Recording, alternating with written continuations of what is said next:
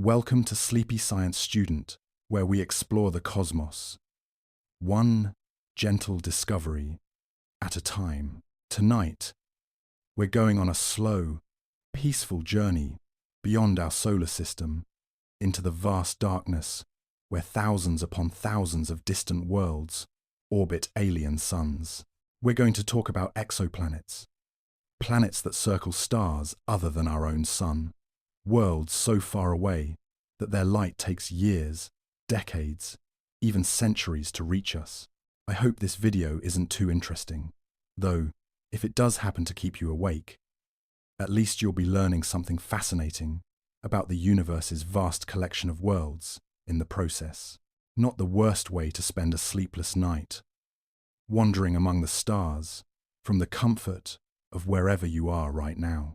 Before we drift off into the cosmic neighborhood together, I'd love it if you gave this video a like and maybe even subscribed if you haven't already.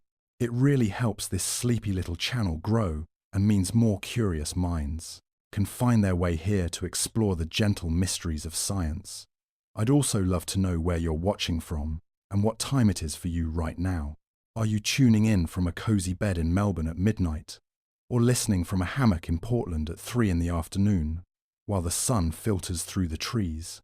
Let me know in the comments.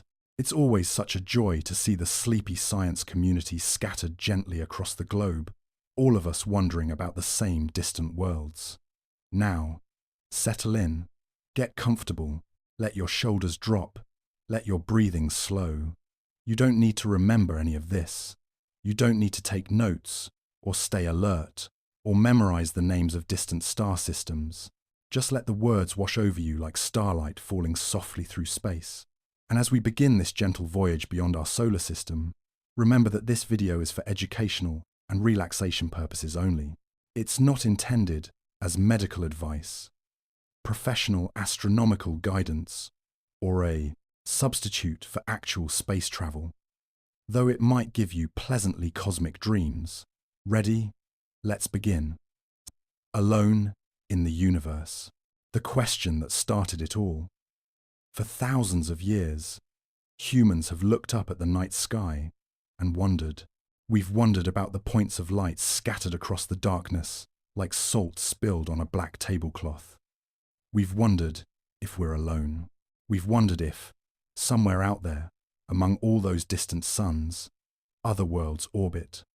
Worlds with mountains and oceans, worlds with weather and seasons, worlds where, perhaps, something lives and wonders back at us.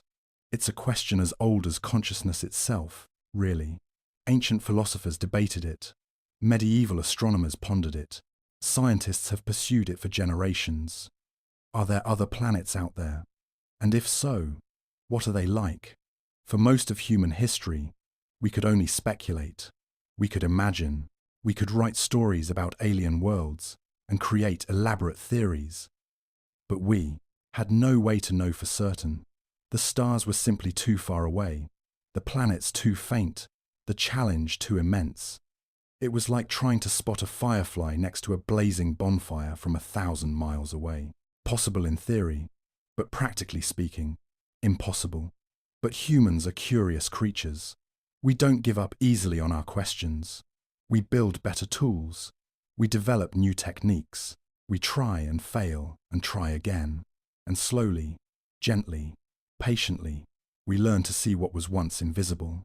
The first confirmed detection of a planet orbiting another sun-like star came in 1995, just 1,995.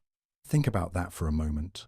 If you're old enough to remember the mid-1990 seconds, you lived in a time when humanity didn't know for certain that planets existed beyond our solar system.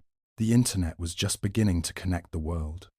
Cell phones were becoming common, and we had no proof that our solar system wasn't unique in hosting planets. Two Swiss astronomers, Michel Mayor and Didier Queloz, were the ones who made that first confirmed discovery. They were working at the Haute-Provence Observatory in France, using a telescope and a technique that measured tiny wobbles in starlight. They were patient, they were methodical. They were, like all good scientists, prepared for disappointment. But then, they found something. A wobble in the light from a star called 51 Pegasi, about 50 light-years from Earth. The wobble suggested something was tugging on the star, pulling it gently back and forth. And the only thing that could cause that kind of motion was something with mass, something substantial, something planetary. They'd found a planet, the first exoplanet orbiting a sun-like star. They called it 51 Pegasi b, and it turned out to be nothing like anyone expected. You might think that the first exoplanet we discovered would be similar to Earth. Small, rocky, at a comfortable distance from its star. But the universe, as it often does, surprised us. 51 Pegasi b was huge, about half the mass of Jupiter, and it orbited its star incredibly closely, completing an orbit in just over 4 days. 4 days. It takes Earth 365 days to orbit the Sunday. This massive planet whipped around its star in less than a week. Scientists called it a hot Jupiter, and it baffled them. Gas giants like Jupiter in our solar system orbit far from the Sun, out where it's cold, and where they originally formed. But here was a giant planet practically skimming the surface of its star, heated to temperatures of over 1,000 degrees Celsius. It challenged everything we thought we knew about how planetary systems form and evolve. But that's the beautiful thing about discovery, isn't it? The universe doesn't conform to our expectations. It simply exists, following its own rules, waiting patiently for us to catch up with our understanding. After 1995, the floodgates opened. More astronomers started looking for exoplanets. Better techniques were developed, more sensitive. Instruments came online, and planet after planet was discovered, each one adding to our understanding, each one raising new questions. By the year 2000, we'd found about 30 exoplanets. By 2010, that number had grown to over 500. And today we know of more than 5,000 confirmed exoplanets, with thousands more candidates waiting to be verified. 5,000 worlds orbiting other stars. 5,000 examples of planetary diversity. 5,000 opportunities to wonder, what might these worlds be like? Some are scorching hot, some are frozen solid, some are rocky like Earth, some are gaseous like Jupiter. Some orbit their stars so closely they complete an orbit in hours. Others drift in the outer darkness, taking centuries to complete a single year. The variety is staggering. The possibilities, endless. And we're just getting started. We're still in the early days of exoplanet science. We're still developing our tools, refining our methods, learning to see better and farther. Every year, we find more worlds. Every year, our understanding deepens. Every year, the universe reveals a little more of its vast inventory of planets. So tonight, let's explore these distant worlds together. Let's talk about how we find them, what they're like, and what they might tell us about our place in the cosmos. Let's drift through the cosmic neighborhood, visiting alien suns and the planets that circle them. Let's wonder, softly and patiently, about the universe's remarkable collection of worlds beyond our own. Take a breath. Let your mind expand outward like ripples on a pond. We're going somewhere far away tonight, but we'll travel slowly, gently, 1 light year at a time. How do you spot a firefly next to a bonfire? Detection methods.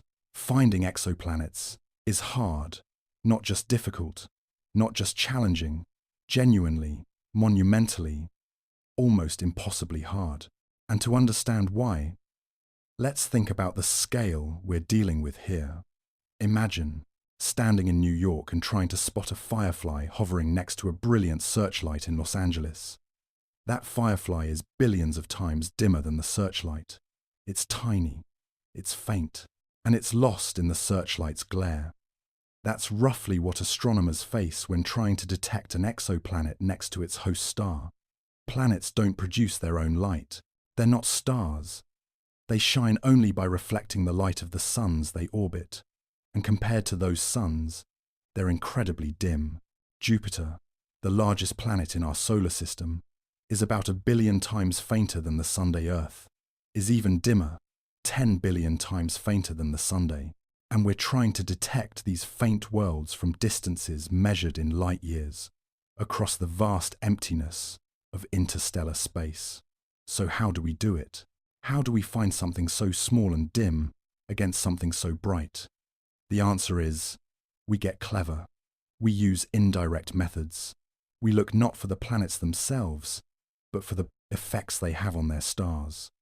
We watch for tiny wobbles, subtle dimmings, infinitesimal gravitational tugs. We're like detectives examining evidence at a crime scene, piecing together what happened by studying the clues left behind. Let's talk about the main detection methods, shall we? We'll start with the one that found that very first exoplanet back in 1995. The radial velocity method, watching stars wobble. Think of a star and planet as two dancers. When two dancers hold hands and spin, they don't spin around one person while the other stays still. They spin around a common center point between them. The larger dancer moves less, the smaller dancer moves more, but both are dancing. The same thing happens with stars and planets. A planet doesn't orbit a completely stationary star. Both the star and the planet orbit their common center of mass. For a star and planet, that center of mass is usually inside the star itself, but the star still wobbles slightly as the planet tugs on. Now, that wobble is tiny, absolutely minuscule. The sun wobbles by about 13 meters per second because of Jupiter's gravitational pull. 13 meters per second might sound like a lot, but remember, we're measuring this from light years away. It's like trying to measure the speed of a snail from the other side of the country. But here's where it gets clever. When a star wobbles toward us, its light shifts slightly toward the blue end of the spectrum. When it wobbles away from us, its light shifts slightly toward the red end. This is called the Doppler effect, the same effect that makes an ambulance siren sound higher pitched as it approaches and lower pitched as it moves away. By carefully measuring these tiny color shifts in a star's light shifts of just a few nanometers in wavelength, astronomers can detect the wobble, and from the wobble, they can infer the presence of a planet. They can even estimate the planet's mass and orbital period based on how big the wobble is and how quickly it repeats. This is the method that found 51 Pegasi b. This is the method that opened the door to exoplanet science. It requires patience, precise instruments, and careful analysis, but it works. Slowly, gently, reliably, it reveals worlds we cannot see directly. The transit method. Watching stars. Dim. Here's another clever trick. If a planet passes directly between us and its star, if it transits across the star's face, from our perspective, it blocks a tiny fraction of the star's light. The star dims, just slightly, for a few hours. Then the planet moves on, and the star returns to its normal brightness. This dimming is extraordinarily subtle. When Earth transits the Sun, as seen from a distant star, the Sun dims by about 0.008%. That's 0.08%. Jupiter causes a dimming of about 1%. These are tiny, tiny changes. But with sensitive enough instruments, we can measure them. The beauty of the transit method is that it's remarkably productive. If you point a telescope at a patch of sky containing thousands of stars and watch them all continuously for months or years, you can catch transits happening around many different stars. You're essentially setting up a net and waiting to see what swims into it. This is how the Kepler Space Telescope revolutionized exoplanet science. Launched in 2009, Kepler stared at a single patch of sky containing about 150,000 stars. It watched. It waited. It measured tiny dips in brightness with exquisite precision, and over its 9-year mission, it discovered more than 2,700 confirmed exoplanets and identified thousands more candidates. The transit method not only reveals that a planet exists, but also tells us its size. The amount of dimming depends on how much of the star's disk the planet blocks, which depends on the planet's diameter. A big planet causes more dimming than a small one. So from that tiny dip in brightness, we can calculate how large the planet is. Combine transit, observations with radial velocity measurements, and you get both the planet's size and its mass. And from size and mass, you can calculate density, and density tells you what the planet might be made of. Is it rocky like Earth, gaseous like Jupiter, icy like Neptune? The clues pile up, slowly painting a picture of a world we've never seen. Direct imaging, the ultimate challenge. Sometimes rarely, but sometimes we can actually take pictures of exoplanets. This is called direct imaging, and it's the most difficult detection method of all. Remember that firefly next to a searchlight. Direct imaging is like trying to photograph the firefly without being blinded by the searchlight. It requires special instruments that block out the star's light using devices called coronagraphs or star shades. These work a bit like holding your thumb up to block the sun when you're trying to look at something nearby. The star's light is blocked, creating an artificial eclipse. And in that darkness, we might spot the faint glimmer of a planet. The planets we can image directly are usually young, massive, and far from their stars. Young planets are still glowing with the heat of their formation. Massive planets are brighter than small ones. And planets far from their stars are easier to distinguish from the star's glare. But even with all these advantages, direct imaging is difficult. We've only managed to directly image a few dozen exoplanets so far. But when it works, it's magical. We're looking at actual photons that bounced off an alien world. We're seeing light that traveled across light years of space from a planet circling another sun. It's not a wobble or a dimming or an indirect measurement. It's an actual picture, however fuzzy, of another world. Gravitational microlensing. When gravity bends light. Here's a method that sounds like science fiction, but is very real.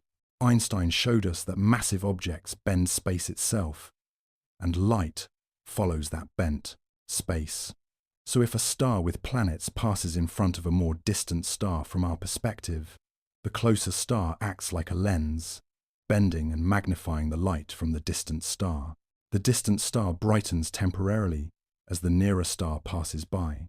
And if the nearer star has planets, those planets cause additional little bumps in the brightening curve. By analyzing these bumps, astronomers can detect planets, sometimes even small ones like Earth. This method has found some remarkable worlds, including planets orbiting very distant stars, and even free-floating planets that don't orbit any star at all. Lonely worlds drifting through the darkness between the stars. But it has a limitation. Each microlensing event is unique and unrepeatable. The alignment that causes the lensing happens once and never again. You get one chance to observe it, and that's it. Astrometry, measuring tiny positions. There's another method worth mentioning, though it hasn't yet discovered many planets. Astrometry involves precisely measuring a star's position in the sky over time. If a planet is tugging on the star will trace a tiny circular or elliptical path in the sky as it orbits the common center of mass with its planet. This wobble is different from the radial velocity wobble. Radial velocity measures motion toward and away from us. Astrometry measures motion across our line of sight. It's measuring the star's actual position changing in the sky, which requires incredibly precise measurements. The European Space Agency's Gaia mission is designed to do exactly this, measuring the positions of over 1 billion stars with unprecedented precision. As Gaia's data accumulates, it will likely discover many planets through astrometry, adding yet another tool to our exoplanet hunting toolkit. Combining methods, building a complete picture. The real magic happens when we combine methods. A planet detected by transits can be followed up with radial velocity measurements. This gives us both size and mass, letting us calculate density. A planet detected by microlensing might later transit its star, giving us additional information. Direct imaging can confirm planets detected by other methods and tell us about their atmospheres. Each method has strengths and weaknesses. Each method is sensitive to different types of planets. Transits find planets that happen to pass in front of their stars from our perspective. Radial velocity finds massive planets that create big wobbles. Direct imaging finds young, massive planets far from their stars. Microlensing can find planets anywhere, even very far from Earth. Together, these methods let us census the galaxy's planets. They let us find tiny rocky worlds and massive gas giants. They let us discover planets close to their stars and planets far away. They let us build a statistical understanding of how common different types of planets are, how they form, and how planetary systems evolve. And all of this from tiny wobbles, subtle dimmings, and clever tricks with light and gravity. We humans are resourceful, aren't we?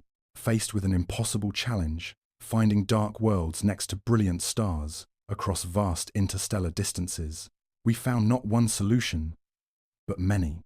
We found ways to see the invisible. We found ways to detect the undetectable. Let's pause for a moment and appreciate that. Close your eyes if you'd like. Imagine the darkness between the stars. Imagine tiny worlds out there, orbiting alien suns, waiting patiently to be found. And then imagine human beings, here on Earth, devising these clever methods to find them, one by one, adding to our collection of known worlds, like stamps in a vast cosmic album. We're doing something remarkable, you and I. We're learning about the universe. We're discovering its secrets, and we're doing it together, gently, one planet at a time. A diverse cosmos, the unexpected variety of exoplanets. When we finally started finding exoplanets, scientists had expectations. They expected to find solar systems similar to ours, rocky planets near the star, gas giants farther out, maybe some ice worlds in the outer reaches, orderly, predictable, familiar. The universe, it turns out, had other ideas. The exoplanets we've discovered are wildly diverse, beautifully, bewilderingly, wonderfully diverse. They come in sizes and types we never imagined. They orbit their stars in ways that defy our theories. They forced us to rethink everything we thought we knew about how planetary systems form and evolve. Let's wander through this cosmic menagerie, shall we? Let's meet the different types of exoplanets, each more fascinating than the last. Take your time. There's no rush. We have worlds to explore. Hot Jupiters, the universe's first surprise. We've already mentioned hot Jupiters, those massive planets that orbit incredibly close to their stars. The first exoplanet ever discovered, 51, Pegasi b, was one of these. And at first, scientists thought it might be an anomaly, a cosmic oddity. But then we found more and more. It turns out hot Jupiters are common, or at least common enough that we've found hundreds of them. These are strange worlds. Imagine a planet as massive as Jupiter, with powerful gravity and thick atmospheres, but orbiting so close to its star that its year lasts only a few days. The temperature on the day side can exceed 2,000 degrees Celsius, hot enough to vaporize metals. The planet is tidally locked, always showing the same face to its star, just as the moon always shows the same face to Earth. On the day side, it's infernally hot. On the night side, it's somewhat cooler, but still scorching by our standards. And between these two extremes, powerful winds blow at thousands of kilometers per hour, trying to equalize the temperature difference. Clouds of vaporized minerals might rain down as tiny silicate droplets. The atmosphere could contain vaporized iron and other exotic compounds. Hot Jupiters shouldn't exist where we find them. Gas giants form far from their stars, out where it's cold enough for ice to condense. They need that ice to grow large enough to capture hydrogen and helium and become gas giants. So these planets must have formed farther out and then migrated inward, gradually spiraling closer to their stars through interactions with the disk of gas and dust they formed from. It's a bit like discovering that elephants sometimes live in trees. It challenges your basic assumptions. It makes you rethink your understanding of how things work. And that's the beauty of it. The universe is teaching us, patiently, that our theories need refining. Super-Earths, bigger than Earth, smaller than Neptune. Here's a puzzle. In our solar system, we have rocky planets like Earth that are relatively small, and we have gas giants like Neptune that are much larger, but we don't have anything in between. We don't have a planet that's, say, twice or 3 times Earth's mass. The universe, however, seems to love that size range. Many, perhaps most exoplanetary systems have planets between Earth and Neptune in size. We call them super-Earths, though that name is somewhat misleading. They're not necessarily Earth-like at all. They're just more massive than Earth and less massive than Neptune. Some super-Earths might be rocky, with thick atmospheres. Some might be ocean worlds, covered entirely in deep water. Some might be mini-Neptunes with small, rocky cores surrounded by thick envelopes of hydrogen and helium. We're still figuring out what these planets are actually like, but they appear to be one of the most common types of planets in the galaxy. Why doesn't our solar system have any super-Earths? That's an excellent question, and one that astronomers are still pondering. Perhaps Jupiter's presence prevented one from forming. Perhaps we're the anomaly. Perhaps solar systems like ours without super-Earths are actually the unusual ones. It's humbling, isn't it? Our solar system might be the weird one. Mini-Neptunes, small ice giants, related to super-Earths are mini-Neptune's planets, smaller than Neptune, but still much larger than Earth, with substantial atmospheres of hydrogen and helium. These might have rocky cores, but they're dominated by their thick, puffy atmospheres. They're like smaller versions of Uranus and Neptune, our solar system's ice giants. Many of the planets Kepler discovered fall into this category. They're common, they're diverse, and they represent a type of planet we don't have in our solar system, which means studying them teaches us about planetary possibilities we never considered. Rocky planets, Earth's cousins. Of course, we've also found rocky planets, worlds that, like Earth, Mars, Venus, and Mercury, are made primarily of rock and metal. These are harder to detect because they're smaller and don't create as large a signal in our instruments. But they're out there, orbiting other stars, solid and substantial. Some of these rocky planets orbit in their stars' habitable zones, the region where temperatures are right for liquid water to exist on the surface. These are the planets that most capture our imagination, because if there's liquid water, there might be life.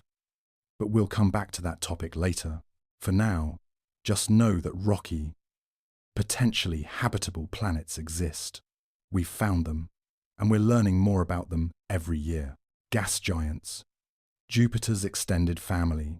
We've found plenty of Jupiter-like planets that aren't hot Jupiters. Massive gas giants that orbit their stars at more reasonable distances, where they probably formed. These are more like the Jupiter we know, though each has its own unique characteristics. Some have eccentric orbits, swinging from close to their stars to far away. Some have normal circular orbits. Some are more massive than Jupiter. Some are less massive. These distant gas giants are harder to detect than hot Jupiters because they orbit more slowly and create smaller signals in our instruments. But long-term observations have revealed many of them, filling out the galaxy's planetary census. Eccentric orbits, oval paths. Here's another surprise the universe had for us. Many exoplanets have highly eccentric orbits. In our solar system, most planets orbit the Sun in nearly circular paths, but many exoplanets orbit in stretched-out ellipses, swinging close to their stars at one point in their orbit and far away at another. This creates wild swings in temperature and radiation. A planet on an eccentric orbit might be temperate for part of its year and scorching or freezing for other parts. It's hard to imagine life evolving on such a world. But then again, life is remarkably adaptable. Perhaps organisms there have found ways to cope with the changing conditions, hibernating during extremes and thriving during moderate periods. Circumbinary planets, real life, Tatooines. Some exoplanets orbit not one star, but two.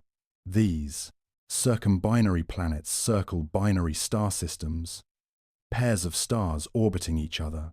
If you stood on the surface of such a planet, you'd see two suns in the sky. It's like Tatooine from Star Wars, except real. These systems pose fascinating questions. How do planets form in binary systems? How do the two stars' gravitational influences affect planetary orbits? What would the seasons be like on such a world? With two suns contributing to the climate, we're still learning, but each discovery adds to our understanding. Free-floating planets, lonely wanderers. Perhaps the most haunting discovery is that of free-floating planets, worlds that don't orbit any star at all. They drift through interstellar space. Lonely travelers in the cosmic dark. How did they get there? Were they ejected from planetary systems by gravitational interactions? Did they form independently, like stars but too small to ignite fusion? These worlds are cold and dark, lit only by their own residual heat from taza formation and perhaps by the faint glow of distant stars. They're orphans, cast out into the void, but they're also testament to the dynamic, chaotic nature of planetary system formation. Not every world gets to keep its sun. Water worlds and lava worlds, extreme environments. Some planets might be entirely covered in ocean water worlds, with no continents, just endless seas, perhaps hundreds of kilometers deep. Others might be lava worlds, rocky planets orbiting so close to their stars that their surfaces are molten, with rivers and oceans of liquid rock glowing in the darkness. These extreme environments challenge our understanding of what a planet can be. They expand our definitions. They remind us that the universe's creativity far exceeds our imagination. The statistical picture, what we're learning. As our catalogue of exoplanets grows, patterns emerge. We're starting to understand not just individual planets, but planetary systems as a whole. We're learning that planets are common. Nearly every star has at least one planet, on average. Some stars have many planets. We've found systems with 7, 8, or more confirmed worlds. We're learning that small planets are more common than large ones. Rocky and super, Earth-sized planets outnumber gas giants. We're learning that planets can exist at almost any distance from their stars, from scorching close orbits to frigid outer reaches. And we're learning that our solar system, while not unique, is just one example among many. It's not the template for all planetary systems. It's one possibility, one outcome of the planet formation process. The universe has many templates, many outcomes, many ways of arranging matter around stars. Isn't that wonderful? The universe is not monotonous. It's not repetitive. It's endlessly creative, endlessly diverse, spinning out variations on the theme of planet in ways we're only beginning to catalogue. Take a moment to let that diversity sink in. Close your eyes, if you'd like. Imagine the variety: hot worlds and cold ones, giant planets and tiny ones, worlds with 2 suns and worlds with none, rocky surfaces and gaseous atmospheres, circular orbits and eccentric ones. All of this exists. All of this is real. All of this is out there, waiting quietly in the darkness for us to learn about it. We're building a picture of the universe, pixel by pixel, planet by planet. And with each new world we discover, the picture becomes clearer, richer, more complete. The habitable zone, where water flows and hope resides. Now we come to one of the most captivating topics in all of exoplanet science, the habitable zone. It's sometimes called the Goldilocks zone. Not too hot, not too cold, but just right for liquid water to exist on a planet's surface. Why does water matter so much? Because life as we know it requires liquid water. Every organism on Earth, from the simplest bacterium to the largest whale, needs water to survive. Water is life's solvent, its medium, its transport system. Complex chemistry happens in water.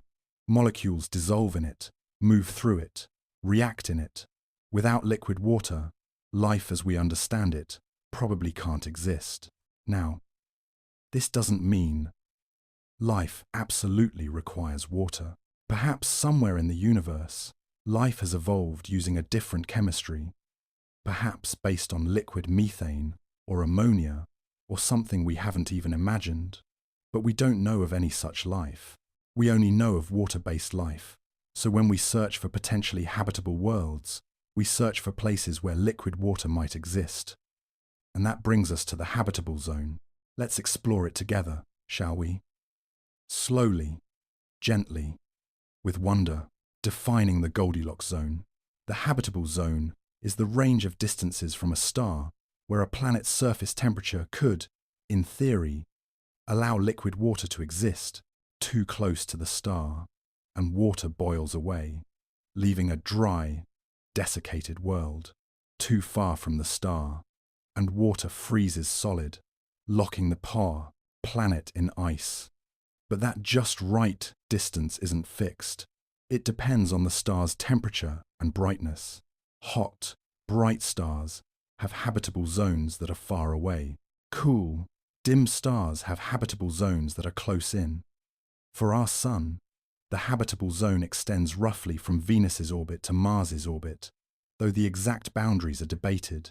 Earth, of course, sits comfortably in the Sun's habitable zone. Venus is probably just inside the inner edge, where a runaway greenhouse effect boiled away any oceans it might have had.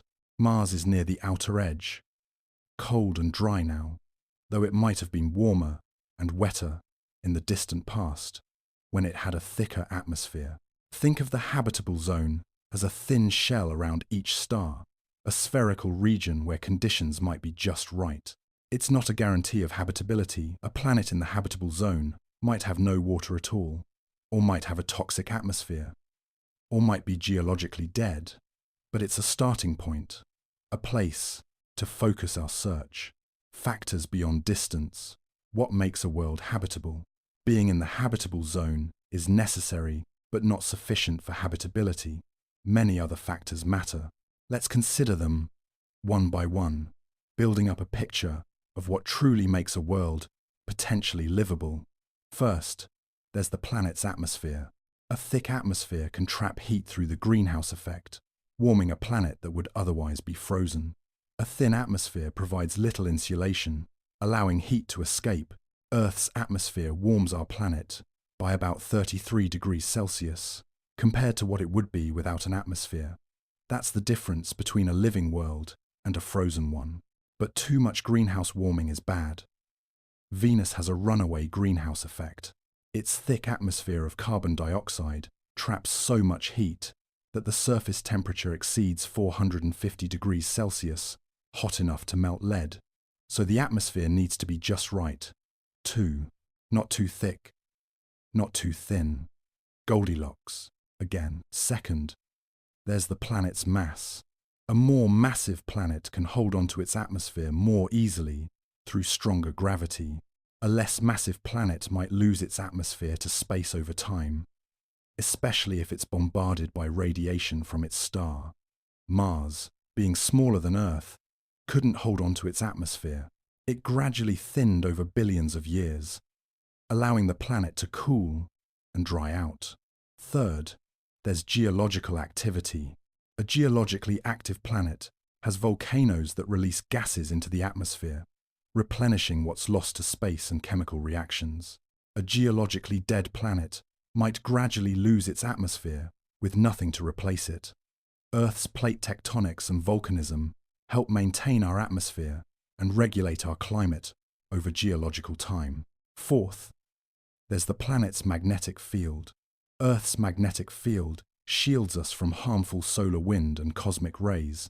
protecting our atmosphere from being stripped away.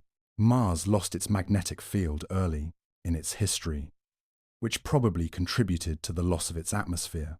A habitable world likely needs either a strong magnetic field or a thick enough atmosphere to provide protection.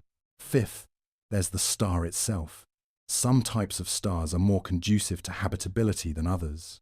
Red dwarf stars, the most common type in the galaxy, are cool and dim and long-lived, but they also tend to be active, producing powerful flares that could strip away a planet's atmosphere or sterilize its surface with radiation. Sun-like stars are more stable, but they're also rarer and shorter-lived. Sixth, there's the orbital stability. A planet with an eccentric orbit swings through temperature extremes that might make life difficult. A planet with a stable, circular orbit experiences consistent conditions, which might be more conducive to the development of life. And seventh, there's the presence of moons and other planets. Jupiter, in our solar system, probably shields Earth from some asteroid and comet impacts, reducing the rate of catastrophic collisions. A large moon can stabilize a planet's axial tilt, preventing wild climate swings. Other planets in the system can influence orbits and climate in complex ways. All of these factors interact. They create a multidimensional space of habitability, where being in the right place is just one requirement among many. A potentially habitable world needs not just the right temperature, but the right mass, the right atmosphere, the right magnetic field, the right star, the right orbit, and perhaps the right neighbors. It's complicated, beautifully, wonderfully complicated, which means that while many planets might orbit in habitable zones, only a subset of those might actually be habitable. The universe is selective, demanding, exacting in its requirements for life. Optimism and caution. How common are habitable worlds? So how many potentially habitable planets are out there? This is one of the most important questions in all of astronomy, and we're starting to get answers. Based on Kepler's discoveries, astronomers estimate that about 20 to 40% of Sun-like stars have rocky planets in their habitable zones. That sounds promising, doesn't it? If true, it means there could be billions of potentially habitable worlds in our galaxy alone. But remember all those complicating factors we just discussed. Not all habitable zone planets are actually habitable. Some will lack water, some will have toxic atmospheres, some will be geologically dead, some will be bombarded by too much radiation. The fraction that are truly Earth-like, rocky, watery, temperate, protected, is probably smaller, though we don't yet know how much smaller. Still, even if only a small fraction of habitable zone planets are actually habitable, that could still mean millions or even billions of Earth-like worlds in the Milky Way. The numbers are staggering. The possibilities, breathtaking. We're not alone in hosting a habitable planet. Earth is not unique. It's one of many, perhaps one of countless, worlds where conditions might allow life to arise and thrive. That's humbling, isn't it? And exciting, and slightly vertiginous if you think about it too hard, but also comforting, in a way. We're part of something larger. We're one example of what the universe can do, and if life arose here, it might have arisen elsewhere. 2. We might not be alone after all. The red dwarf question.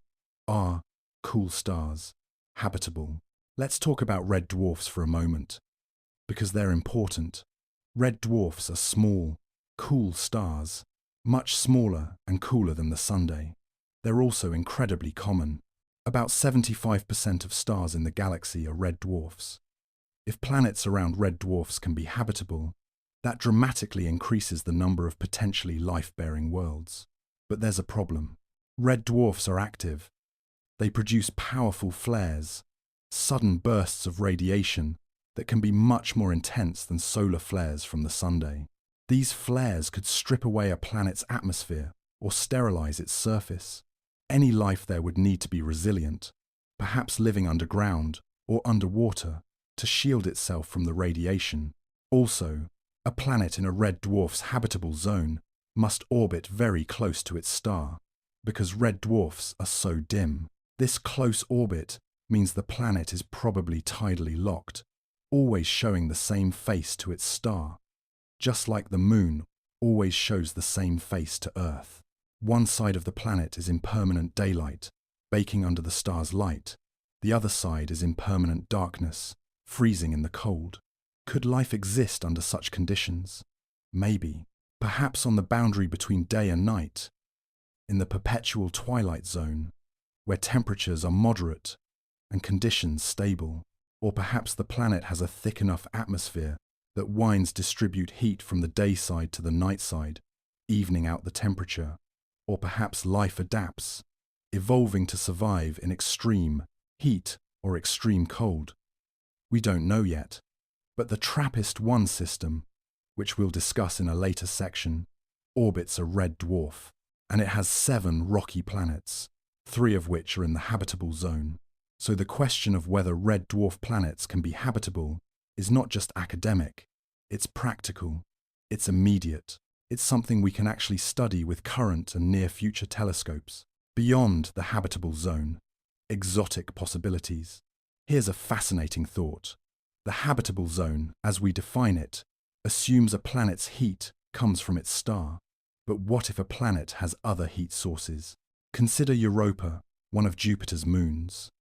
Europa orbits well outside the Sun's habitable zone. It should be frozen solid, and its surface is frozen. But beneath the ice, there's liquid water, an ocean, perhaps 100 kilometers deep, warmed by tidal heating. Jupiter's gravity squeezes and stretches Europa as it orbits, and that flexing generates heat, enough to keep water liquid beneath the ice. Europa might be habitable, despite being far from the Sun's habitable zone. And if Europa could be habitable, what about other icy moons in our solar system? What about icy exomoons orbiting gas giants in other systems? What about rogue planets drifting between the stars, warmed by their own residual heat and radioactive decay? Habitability might be more common and more widespread than we think. It might not be confined to a narrow zone around each star. It might exist in unexpected places, in dark oceans beneath frozen shells, in deep underground aquifers, in places we haven't even imagined yet. The universe, it seems, is generous with possibilities. It offers many potential homes for life, if we're clever enough to find them and open-minded enough to recognize them. Take a breath, let this sink in. Liquid water might exist in more places than we ever imagined. Life's possibilities might be vast, spread throughout the galaxy and beyond. We're searching for our cosmic neighbors, and the search space is larger than we thought. That's wonderful, isn't it? It means more hope, more possibilities, more reasons to keep searching.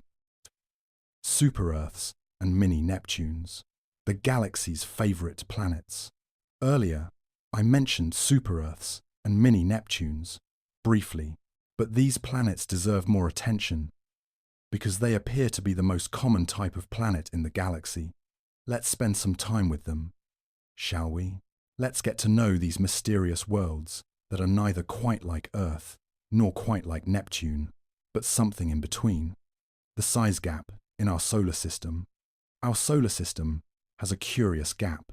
We have small, rocky planets, Mercury, Venus, Earth, and Mars.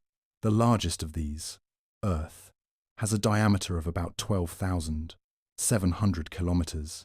Then we have giant planets, Jupiter, Saturn, Uranus, and Neptune. The smallest of these, Neptune, has a diameter of about 49,500 kilometers, but there's nothing in between. We don't have a planet with a diameter of, say, 20,000 or 30,000 kilometers. We don't have a planet that's bigger than Earth but smaller than Neptune. We jump straight from rocky planets to giants. For a long time, we assumed this was normal. We thought planetary systems naturally had this gap.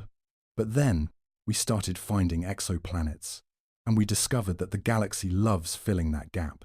Most stars have planets in that intermediate size range, planets we call super-Earths and mini-Neptunes. Why don't we have any? That's still an open question. Perhaps Jupiter's presence prevented them from forming. Perhaps they did form, but were kicked out of the solar system by gravitational interactions. Or perhaps we're the unusual ones, and most planetary systems naturally produce super-Earths and mini-Neptunes. Whatever the reason, we're missing out on what appears to be the galaxy's most popular planetary product, super-Earths, defining the category. A super-Earth is defined as a planet more massive than Earth, but less massive than Neptune. Typically, we're talking about planets with masses between 1 and 10 times Earth's mass, though definitions vary slightly. The name super-Earth is a bit misleading because it suggests these planets are like Earth, just bigger, but that's not necessarily true. A super-Earth could be rocky, like an oversized version of Earth, or it could be an icy world, or it could have a thick atmosphere of hydrogen and helium, making it more like a mini-Neptune. Size alone doesn't tell us composition. Still, some super-Earths are probably rocky.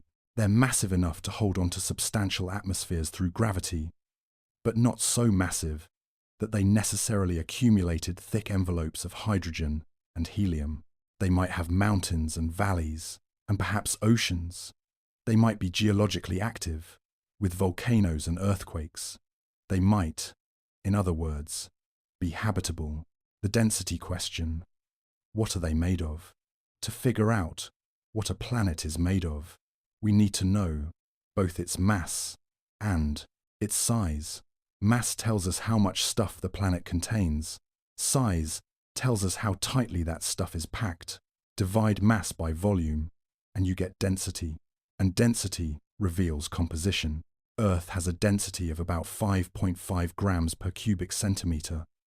That density is consistent with a planet made of rock and iron, a rocky mantle surrounding an iron core. Water has a density of 1 gram per cubic centimetre. Hydrogen and helium are even less dense. When we measure the density of super-Earths, we find a wide range. Some are dense, suggesting rocky compositions. Some are less dense, suggesting they have thick atmospheres or substantial amounts of water. Some are in between. This tells us that super-Earths are diverse. Some are probably big, rocky planets. Some are probably ocean worlds, planets covered entirely in deep water, with no continents, just endless seas, perhaps hundreds of kilometers deep. Some are probably mini-Neptunes with small rocky cores and thick gaseous envelopes. It's a bit like looking at a group of people and trying to figure out what they're wearing just from their silhouettes. You can get some information, but you can't see all the details. We know super-Earths exist, and we can estimate their compositions, but we don't yet know what they're actually like. We can't see their surfaces or study their atmospheres in detail. We're still learning. The mini-Neptune problem. When does a planet become gaseous? Here's a puzzle. When does a puzzle? When does a puzzle? When does a planet? When does a planet? If you start with a rocky planet and keep adding mass, at what point does it transition from being a super-Earth to being a mini-Neptune? When does it start accumulating a thick envelope of hydrogen and helium?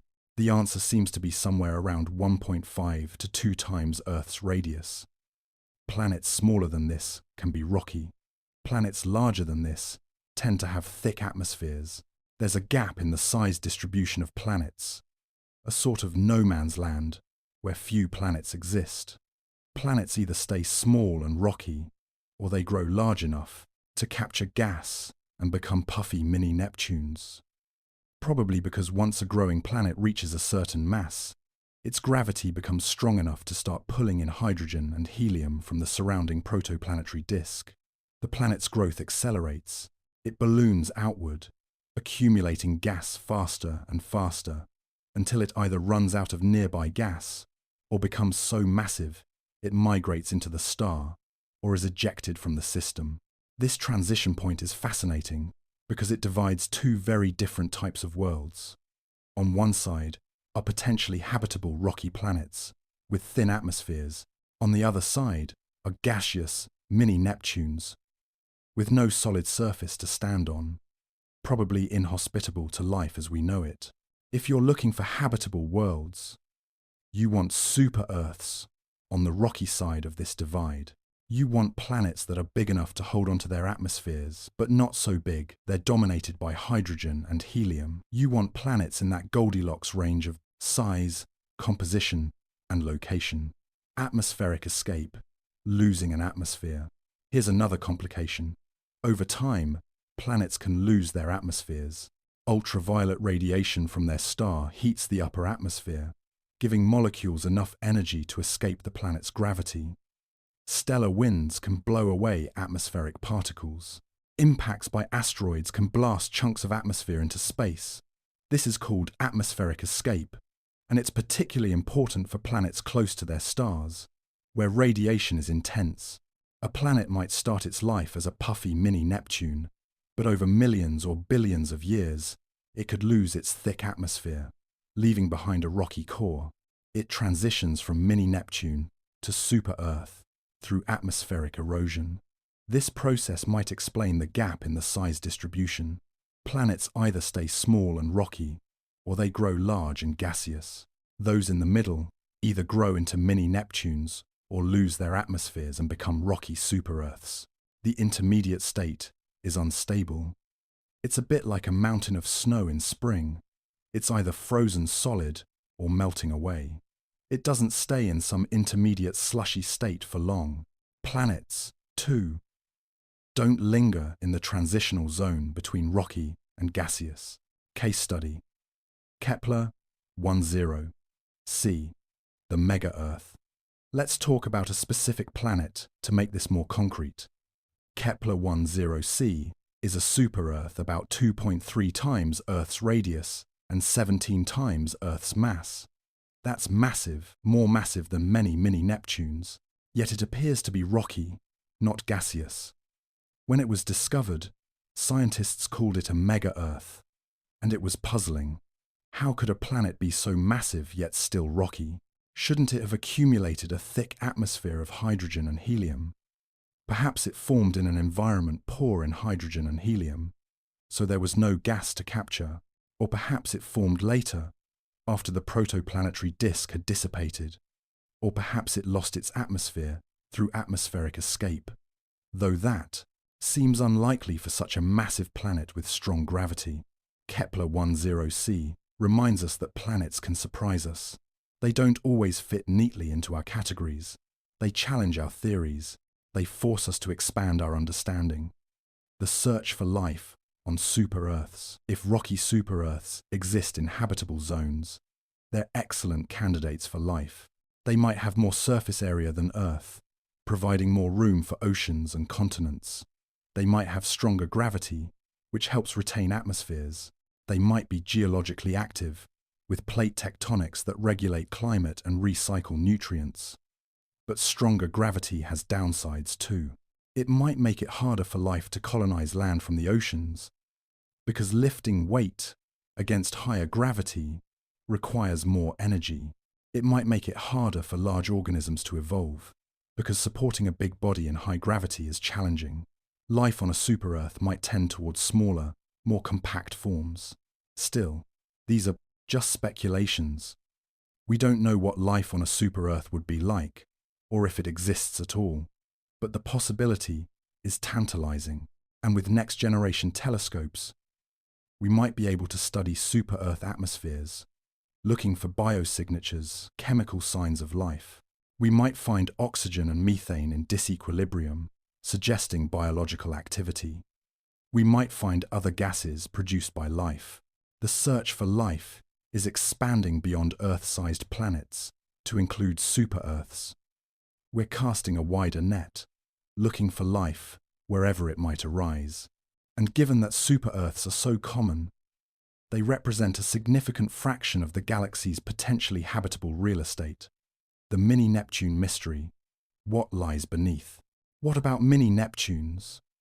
These puffy planets with thick atmospheres of hydrogen and helium, probably aren't habitable in the way we usually think of habitability.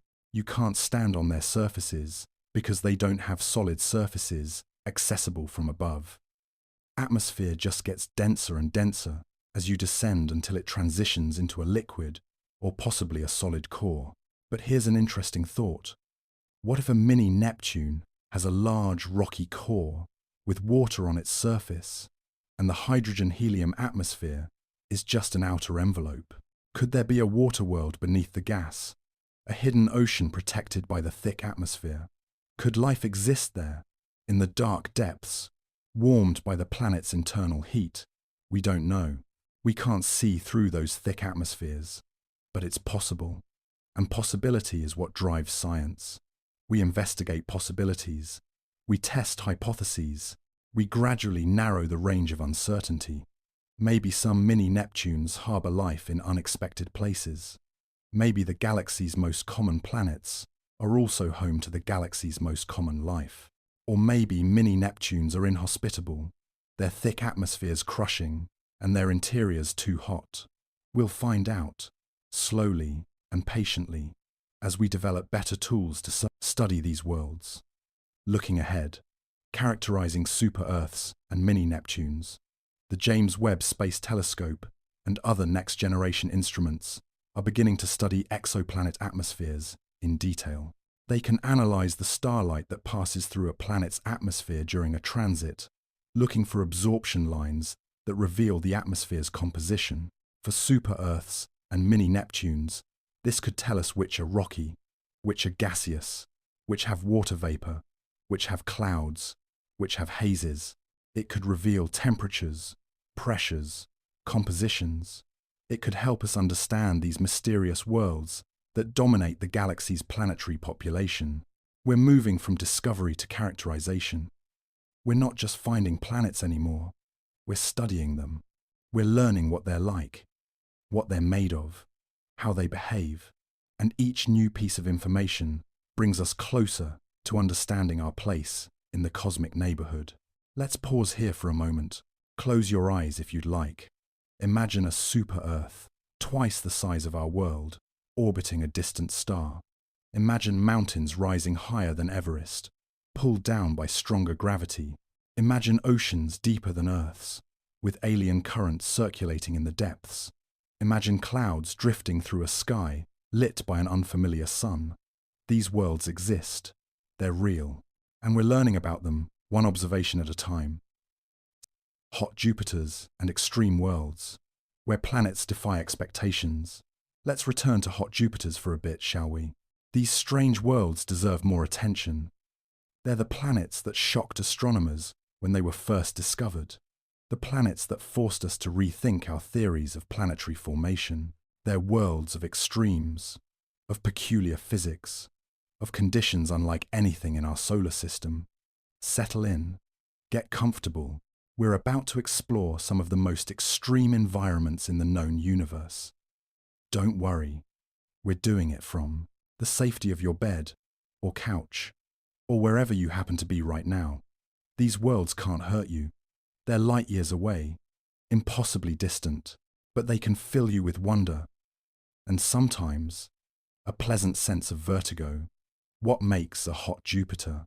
A hot Jupiter is a gas giant, a planet similar in size and mass to Jupiter or larger, that orbits incredibly close to its star.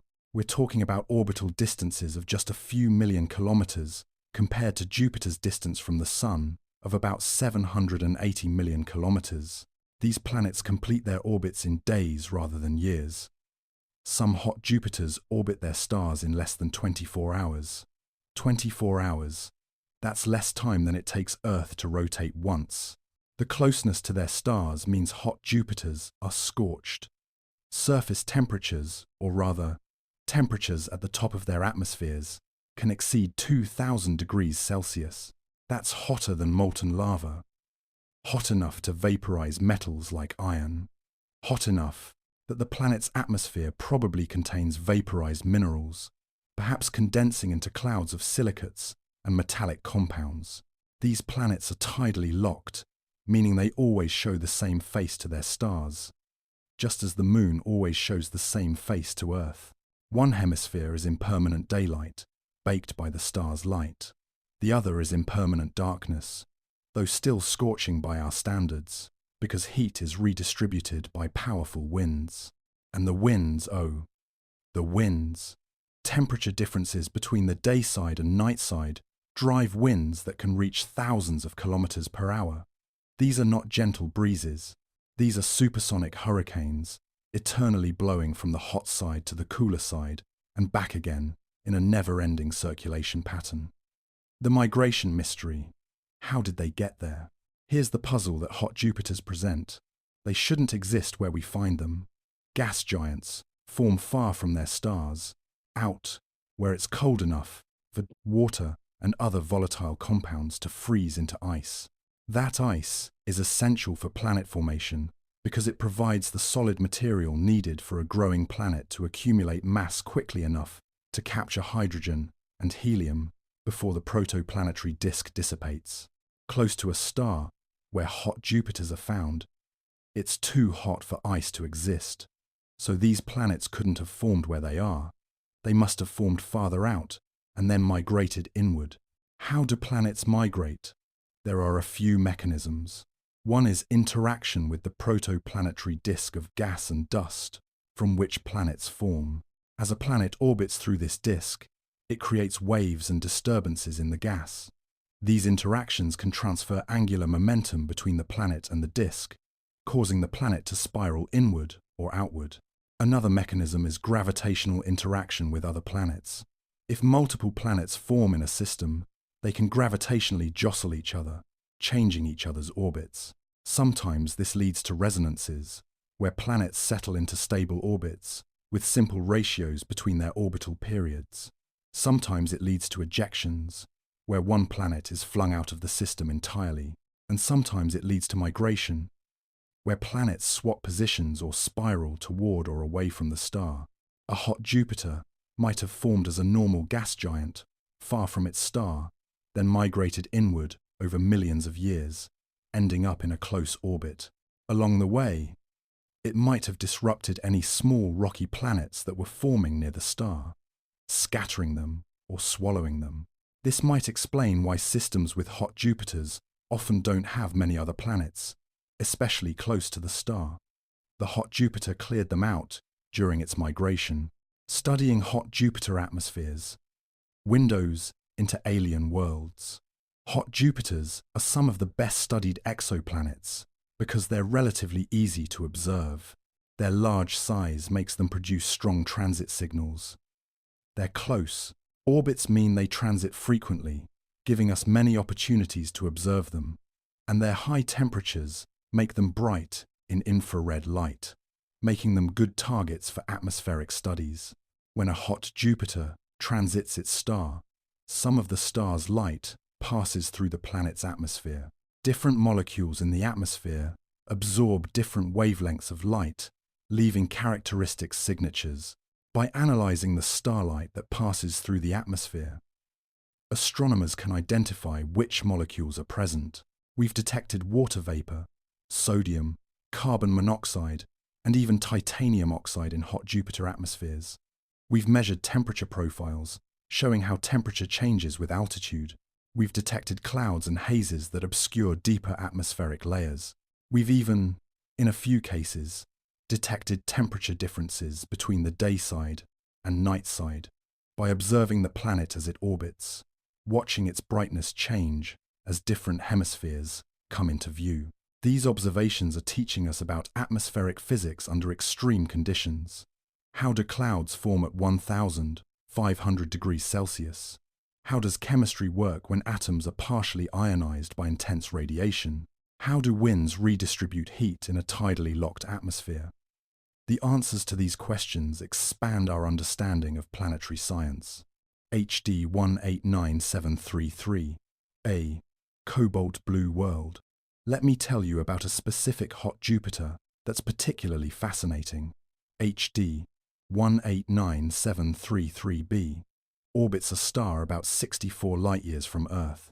It's slightly larger than Jupiter and orbits its star in just 2.2 days.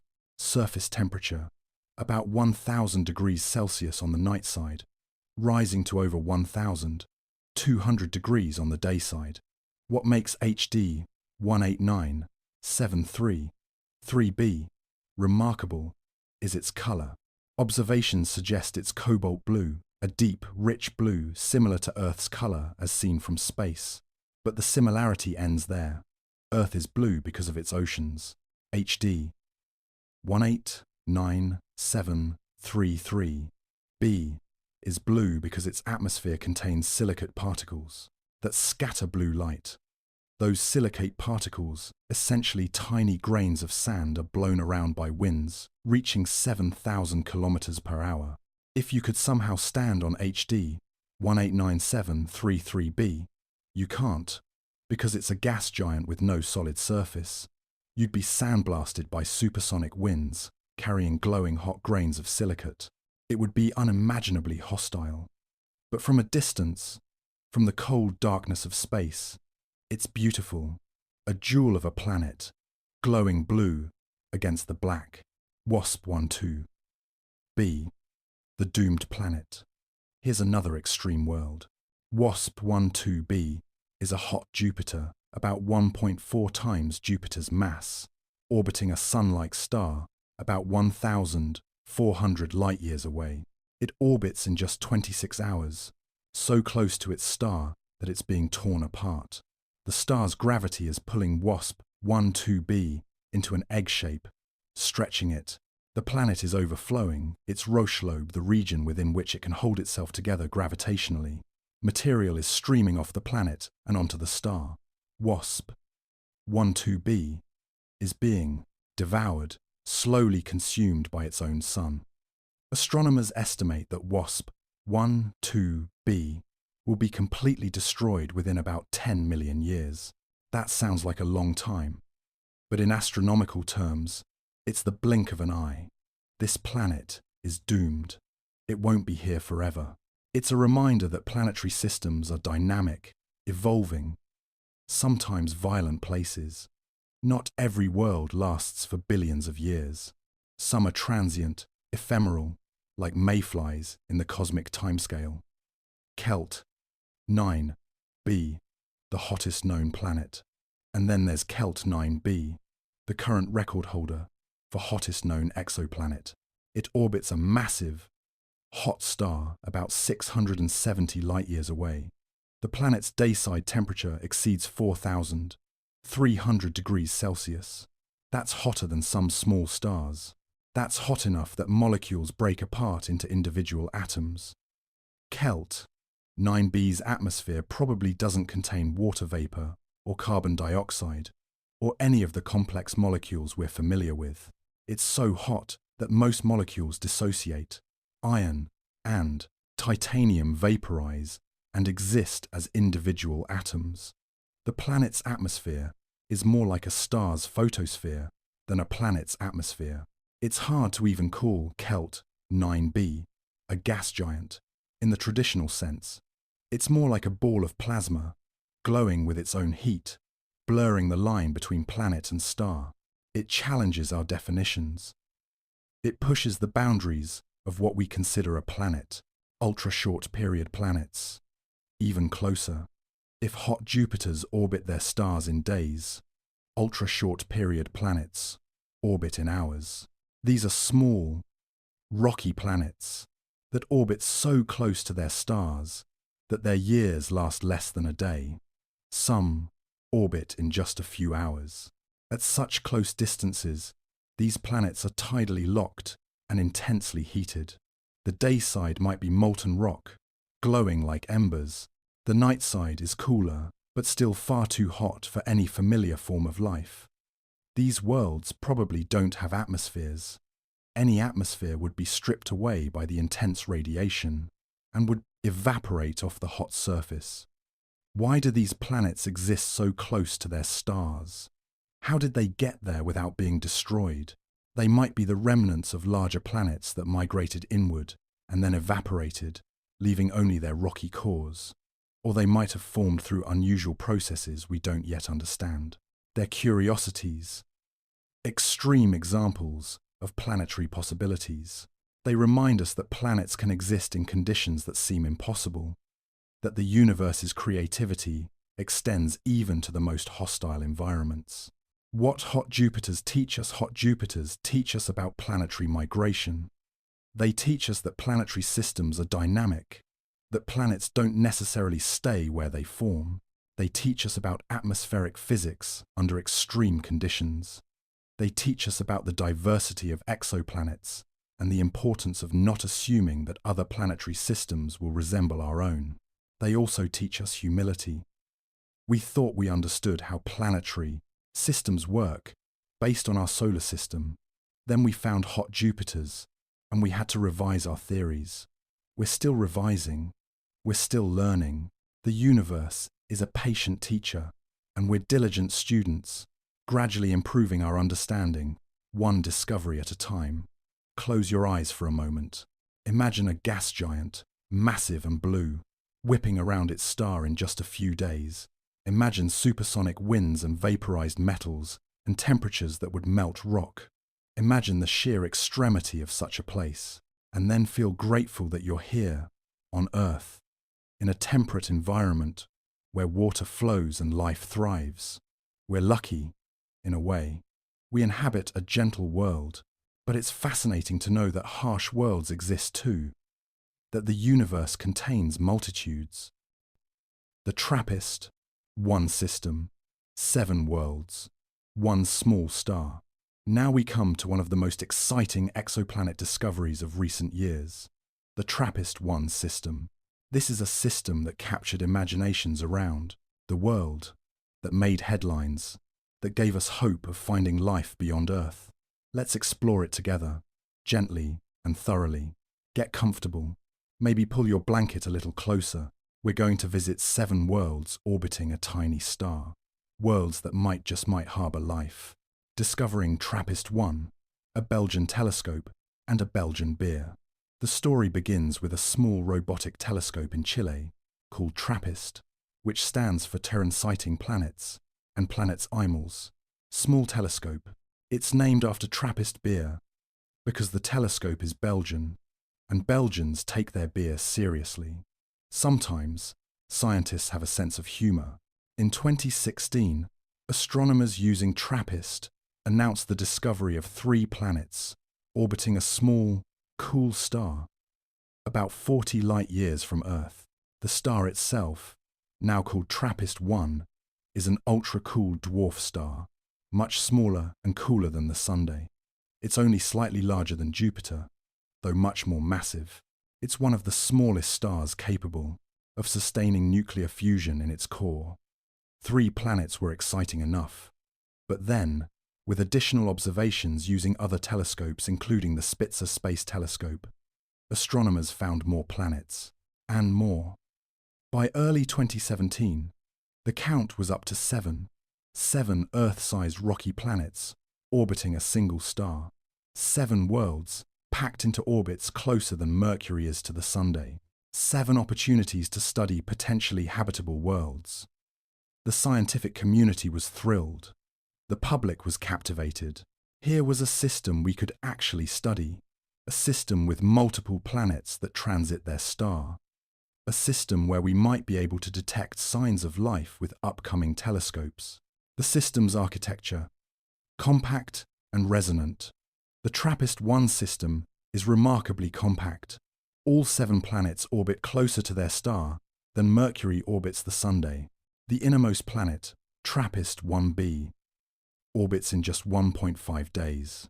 The outermost, TRAPPIST-1 hour, orbits in about 20 days. If the entire system were overlaid on our solar system, it would fit inside Mercury's orbit, with room to spare. This compactness is possible because TRAPPIST-1 is so small and cool. Its habitable zone is correspondingly close in. Planets that would be scorched to cinders if they orbited the Sun can be temperate around TRAPPIST-1. But compactness creates challenges. 7 planets orbiting so close to each other means they gravitationally interact.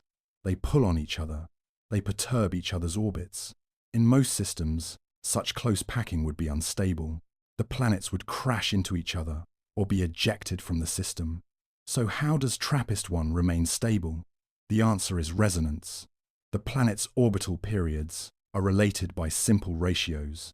For every orbit TRAPPIST-1c makes, TRAPPIST-1b makes almost exactly 1.6 orbits. For every orbit TRAPPIST-1d makes, TRAPPIST-1c makes 1.5 orbits. These resonances stabilize the orbits, locking the planets into a cosmic dance where they return to the same relative positions over and over. It's a bit like ice skaters holding hands and spinning, their motion coordinated. The resonances keep the TRAPPIST-1 planets from colliding or drifting apart. They create a stable, albeit tightly packed, system. The planets. They range from about 0.8 to 1.1 times Earth's diameter. They're all rocky, or at least mostly rocky, based on their masses and sizes. They're not gas giants or icy worlds.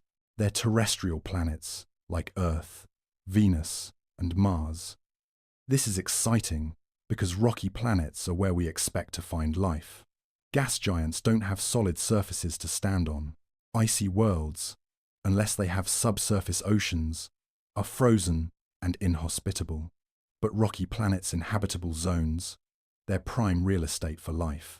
3 of the TRAPPIST-1 planets, TRAPPIST-1e, TRAPPIST-1f, and TRAPPIST-1 orbit in the habitable zone. They're at distances where temperatures could, in theory, allow liquid water to exist on their surfaces.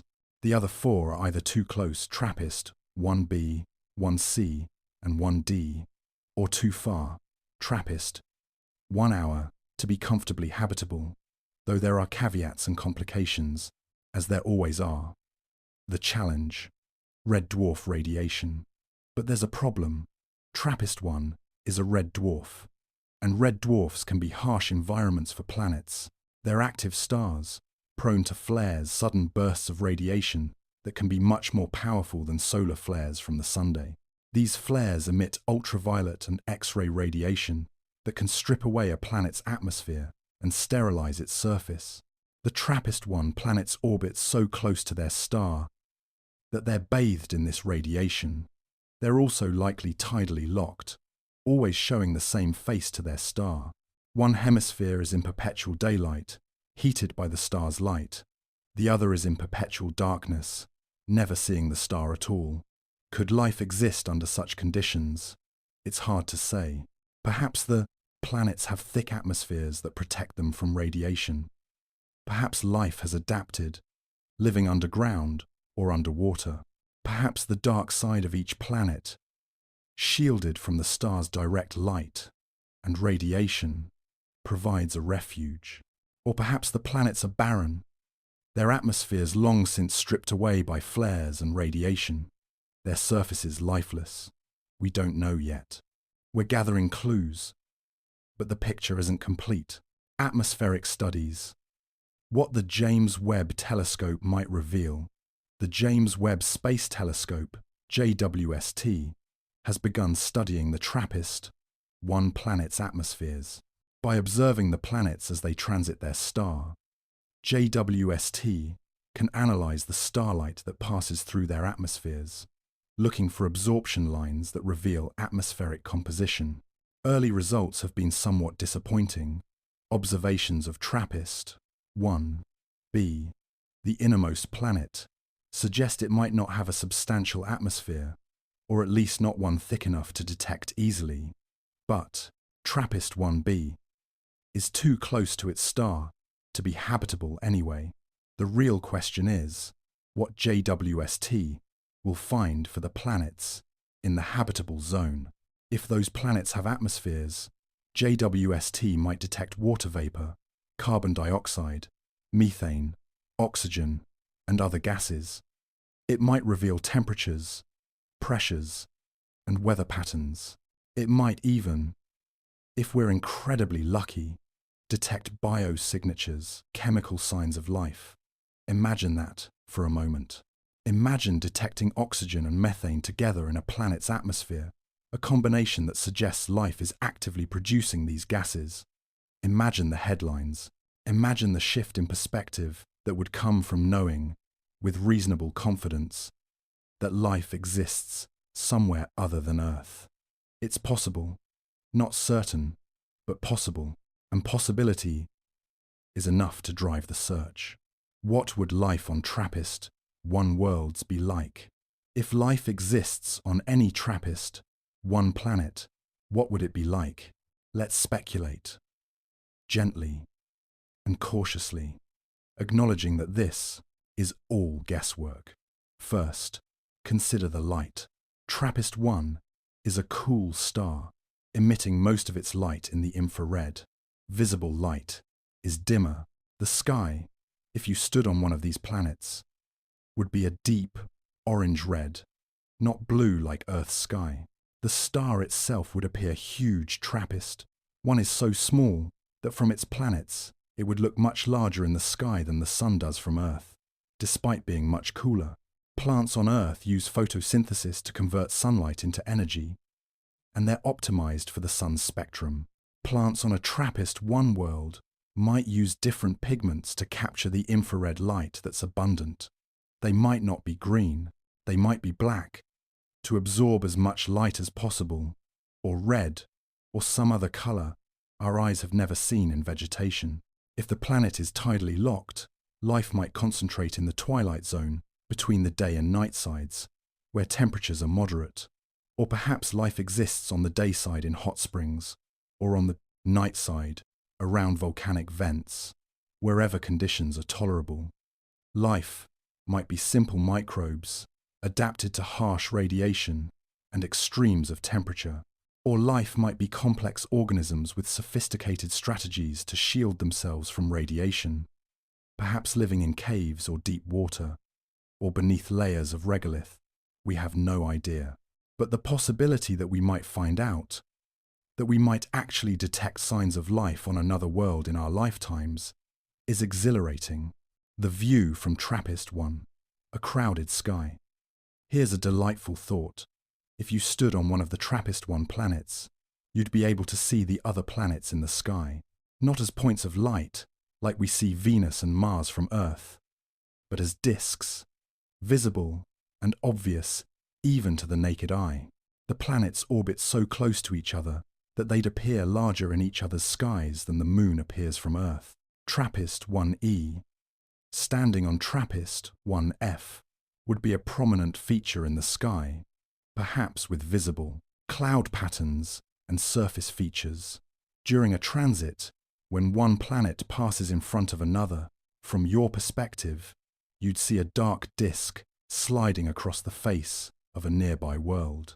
It would be a crowded, busy sky, full of neighboring worlds. If life exists on multiple TRAPPIST-1 planets, those civilizations, if they advance to a stage where they can observe the sky, would know immediately that other worlds exist. They'd see them, right there, close and obvious. They wouldn't need telescopes to know they're not alone in their system. It's a romantic thought, a system where worlds are neighbors, where the sky is full of sisters. Whether or not life exists there, it's a beautiful image. Hope and patience, the long view. The TRAPPIST-1 system reminds us to be both hopeful and patient. It's an excellent target for the search for life. It's nearby, astronomically speaking. It has multiple potentially habitable planets. It's conducive to atmospheric studies because the planets transit frequently and the star is small, making atmospheric signals easier to detect. But we won't have answers immediately. Science takes time. We need more observations, better instruments, careful analysis. We need to rule out false positives and consider alternative explanations. We need to be rigorous and skeptical and patient. The universe will reveal its secrets when it's ready, on its own timeline. We can't rush it. We can only observe, analyze, wonder, and wait. So let's do that. Let's wait patiently for more data from JWST and other telescopes. Let's keep studying the TRAPPIST-1 system. Let's nurture our hope that somewhere among those 7 worlds, life might exist. waiting quietly to be discovered. Take a breath. Let yourself feel the wonder of it. 7 worlds, each a complex system of rock and possibly water and perhaps atmosphere. 7 chances for life. 7 opportunities to discover that we're not alone. That's worth waiting for, isn't it? The search for Earth. 2. Finding a twin. All of exoplanet science, in a way, is leading toward one goal: finding Earth 2, a planet like ours, orbiting a star like our Sun, at a distance like our distance, with liquid water on its surface, and perhaps life in its oceans or on its continents, a true twin of Earth, a second pale blue dot in the cosmic ocean. We haven't found it yet, but we're getting close. Let's talk about that search, shall we? Let's explore what it means to find another Earth and why it matters. Defining Earth 2. What are we looking for? When we say Earth 2, what do we mean exactly? Different astronomers have different definitions, but generally, we're looking for a planet that meets several criteria. First, it should be similar in size to Earth. Not too much bigger, not much smaller. Let's say between 0.8 and 1.5 times Earth's radius. This size range suggests a rocky planet that can hold on to an atmosphere, but isn't so massive it becomes a mini Neptune. Second, it should orbit in the habitable zone of its star. The planet's surface temperature should allow liquid water to exist, which probably means temperatures between about 0 and 100 degrees Celsius, though there's flexibility depending on atmospheric pressure. Third, it should orbit a Sun-like star, a G-type star, similar in mass, temperature, and brightness to our Sunday. This is partly because Sun-like stars are stable and long-lived, giving life time to evolve, and it's partly because we want a true analogue of Earth, and Earth orbits a G-type star. Fourth, ideally, it should have an orbital period similar to Earth's, somewhere between, say, 200 and 500 days. This ensures the planet is at the right distance from its star, not too close and not too far. And fifth, if we're lucky, it might show signs of habitability or even life, an atmosphere with water vapor, oxygen, or other biosignatures. Finding a planet that meets all these criteria is hard. Each criterion narrows the search. Each requirement makes the target more specific and harder to find. But that's the goal, to find a planet so similar to Earth that we can look at it and say, that could be our twin, Proxima Centauri, B, close but different. The closest known exoplanet to Earth is Proxima Centauri b, orbiting Proxima Centauri, the nearest star to our Sunday. It's only about 4.2 light-years away, close by astronomical standards, though still so far that the fastest spacecraft ever built would take tens of thousands of years to reach it. Proxima Centauri b is intriguing. It's similar in mass to Earth, and it orbits in its star's habitable zone. On paper, it's a good candidate for habitability, but Proxima Centauri is a red dwarf, not a Sun-like star. It's cooler, smaller, and more active than the Sunday. Proxima Centauri b orbits very close to its star, completing an orbit in just 11 days, and it's probably tidally locked. So while Proxima Centauri b might be habitable, it's not Earth 2. It's more like Earth 0.8, similar in some ways, but different in important respects. It orbits a different type of star, in a different kind of orbit, under different conditions. Still, it's close, and that makes it a high-priority target for future studies. If we could send a probe there, a big if, requiring technology we don't yet have, it would be our first destination in the search for life beyond our solar system. Kepler 452b, Earth's older cousin. In 2015, NASA announced the discovery of Kepler 452b, dubbed Earth's older cousin. It orbits a G-type star similar to the Sun, at a distance that puts it squarely in the habitable zone. Its orbital period is 385 days. remarkably close to Earth's 365 days. Its size is about 1.6 times Earth's radius, which is larger than ideal, but still within the range where the planet could be rocky. If Kepler 452b is rocky, it's a good candidate for Earth too. It orbits a Sun-like star at an Earth-like distance with an Earth-like year. The star is older than the Sun, about 6 billion years old, compared to the Sun's 4.6 billion years. So if life evolved on Kepler 452b, it's had more time to develop than life on Earth. But there's a catch. Kepler 452b is about 1,400 light-years away. That's far too distant for detailed study with current technology. We know it exists, and we know its basic properties, but we can't study its atmosphere or look for signs of life. It's tantalizing, but frustratingly out of reach. Kepler 186, the first Earth-sized planet in a habitable zone. Kepler 186 was the first Earth-sized planet discovered in the habitable zone of another star. Announced in 2014, it was a milestone. It proved that Earth-sized planets in habitable zones exist. However, Kepler 186f orbits a red dwarf, not a Sun-like star, so like Proxima Centauri b. It's not a true analogue of Earth. It's close, but not quite right. The lesson from these discoveries is clear. Finding Earth 2 is hard, because we have to get multiple things right simultaneously. Size, check. Habitable, zone, check. Sun-like star, maybe. Accessible for study, rarely. We need all the pieces to come together, and that takes time and luck. The challenge: Sun-like stars and long periods.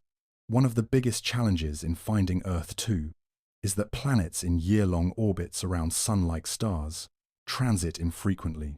Earth transits the Sun as seen from a distant star once per year. If you're watching from afar, you need to observe for at least 2 transits to confirm that what you're seeing is a planet. That means observing for at least 2 years, possibly 3 or more to be certain. The Kepler mission observed its field of stars for about 4 years. That was long enough to detect multiple transits of planets with orbital periods up to about a year or slightly longer. But planets with longer periods, planets orbiting farther from their stars, weren't observable long enough to confirm. This is why we've found more planets with short periods than long ones. It's an observational bias. We can find planets that transit every few days or weeks much more easily than planets that transit once a year or less. Future missions, like the European Space Agency's Plato, Planetary Transits and Oscillations of Stars mission, are designed to observe for longer periods, allowing detection of planets in longer orbits. Plato will watch its target stars for at least 2 years, potentially longer, increasing the chances of finding true Earth analogues. The TESS mission, surveying the whole sky. NASA's Transiting Exoplanet Survey satellite, TESS, is surveying the entire sky, looking for transiting planets around bright, nearby stars. Unlike Kepler, which stared at one patch of sky, TESS is scanning broadly, covering much more area, but with less sensitivity to small, distant planets. TESS is finding many planets, including some in habitable zones, but most of the planets, TESS finds orbit red dwarfs, because red dwarfs are common and their habitable zones are close in, making planets easier to detect. Finding Earth 2 around a Sun-like star remains elusive. Still, TESS is building our catalogue of nearby exoplanets. These planets will be prime targets for follow-up studies with JWST and other telescopes. We're assembling a list of worlds to investigate more closely. Worlds that might harbour life. Worlds that might someday be destinations for robotic or even human explorers. The importance of finding Earth 2. Why does finding Earth 2 matter so much? Partly it's about understanding our place in the universe. Is Earth unique, or are Earth-like planets common? If we find many worlds like ours, it suggests that the conditions that gave rise to life might be common too. It increases the likelihood that life exists elsewhere. And partly, it's about hope. Finding another Earth would give us a target, a destination, a goal, even if we can't reach it with current technology. Knowing it's there would inspire us to develop the technology that could. It would be a light in the darkness, a beacon drawing us forward. And partly, it's about perspective. Looking at Earth from space, the famous pale blue dot photo taken by Voyager 1 gave humanity a sense of our fragility and interconnectedness. Finding another pale blue dot would expand that perspective. We'd see ourselves as part of a community of worlds, not alone, but part of something larger, the future. Direct imaging of Earth 2. The ultimate goal is not just to find Earth 2, but to directly image it, to take a photograph of another Earth-like planet, to see it as a pale blue or greenish dot, to analyze its spectrum and detect signs of life. This requires technology we don't yet have. We need space-based telescopes with enormous mirrors, or arrays of telescopes working together. We need starshades or coronagraphs that can block out the star's light completely, allowing us to see the faint planet beside it. We need years of observation and careful analysis, but it's possible. NASA has proposed several concepts for such a mission: the Habitable Exoplanet Observatory, HAB-X, and the Large UV, Optical, IR Surveyor, LUVOIR, were two such concepts.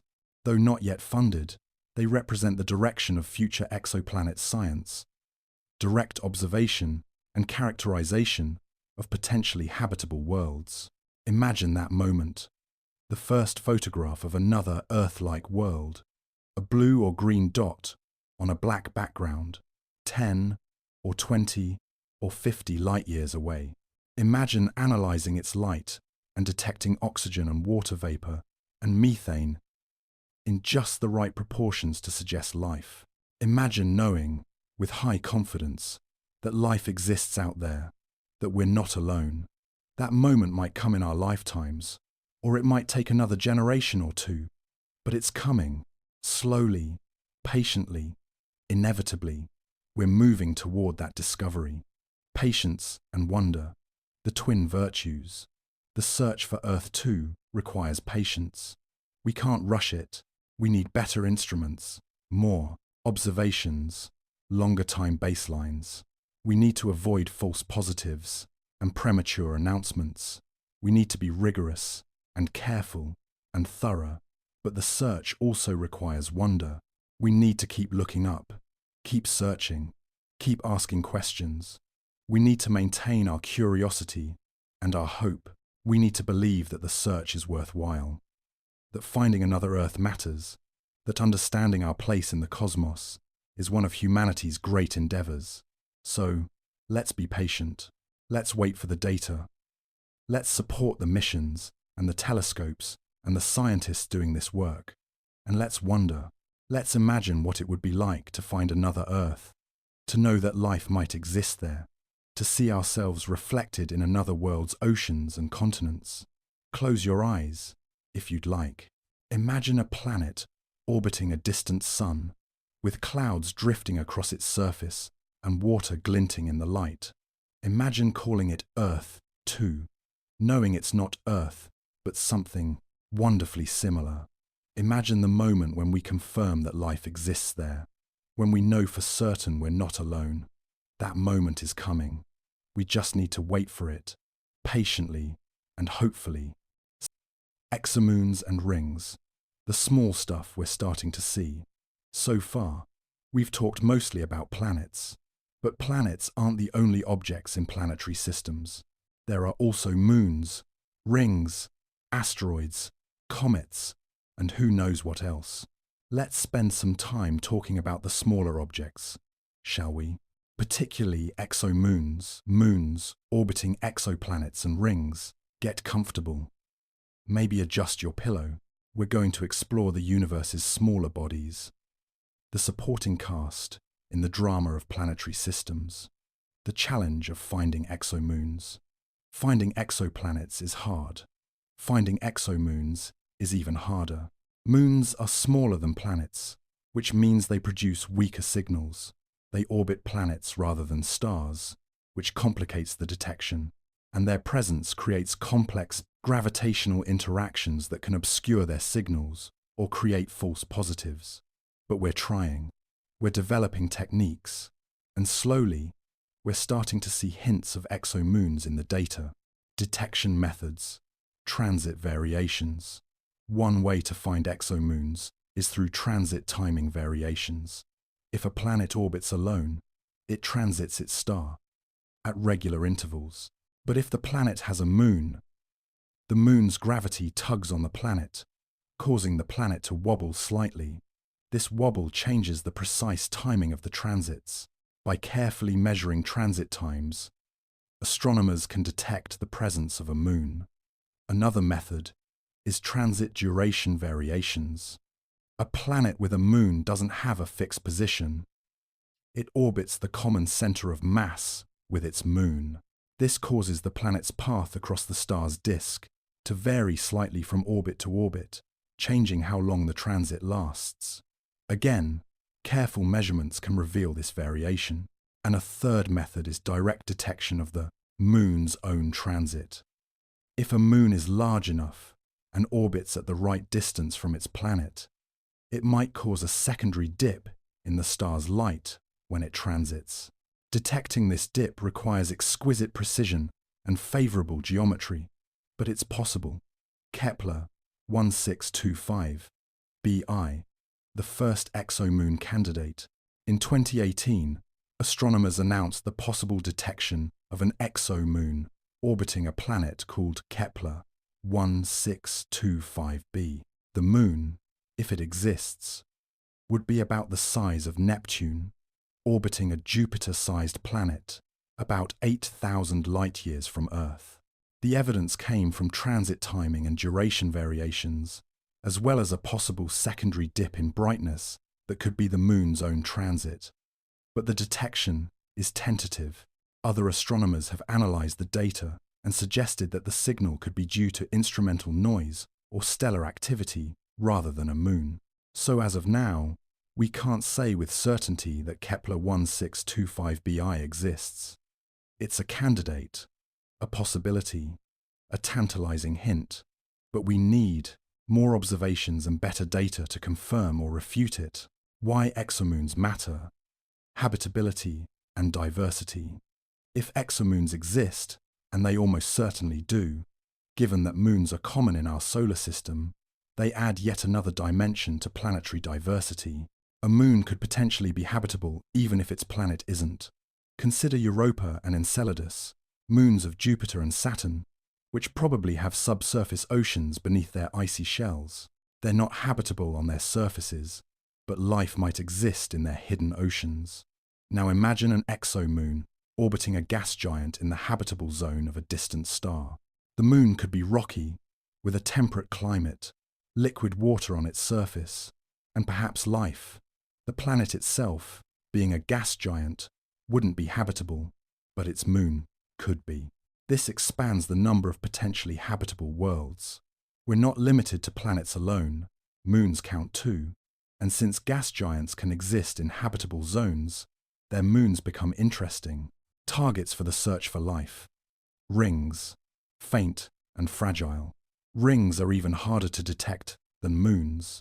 They're thin, faint, and don't produce strong signals, but we've seen hints of rings around some exoplanets, based on unusual dimming patterns during transits. Saturn's rings, as seen from a distant star, would cause a faint, extended dimming before and after Saturn transited, as the rings blocked some of the star's light.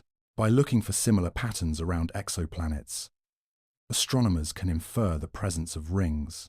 One candidate is a young planet, or brown dwarf, called J1407b, which may have a ring system much larger and more massive than Saturn's. The rings, if they exist, extend out to dozens of times the radius of Saturn's rings. They might be in the process of forming moons, accreting material into larger bodies that will eventually become satellites. Rings are transient features. They're constantly losing material, either to the planet's atmosphere or to space. Moons form from rings over time. So a planet with rings is a snapshot of a dynamic process, a system still evolving and changing. The diversity of moons. What might exomoons be like? Our solar system's moons are incredibly diverse. Earth's moon is large and rocky, probably formed by a giant impact.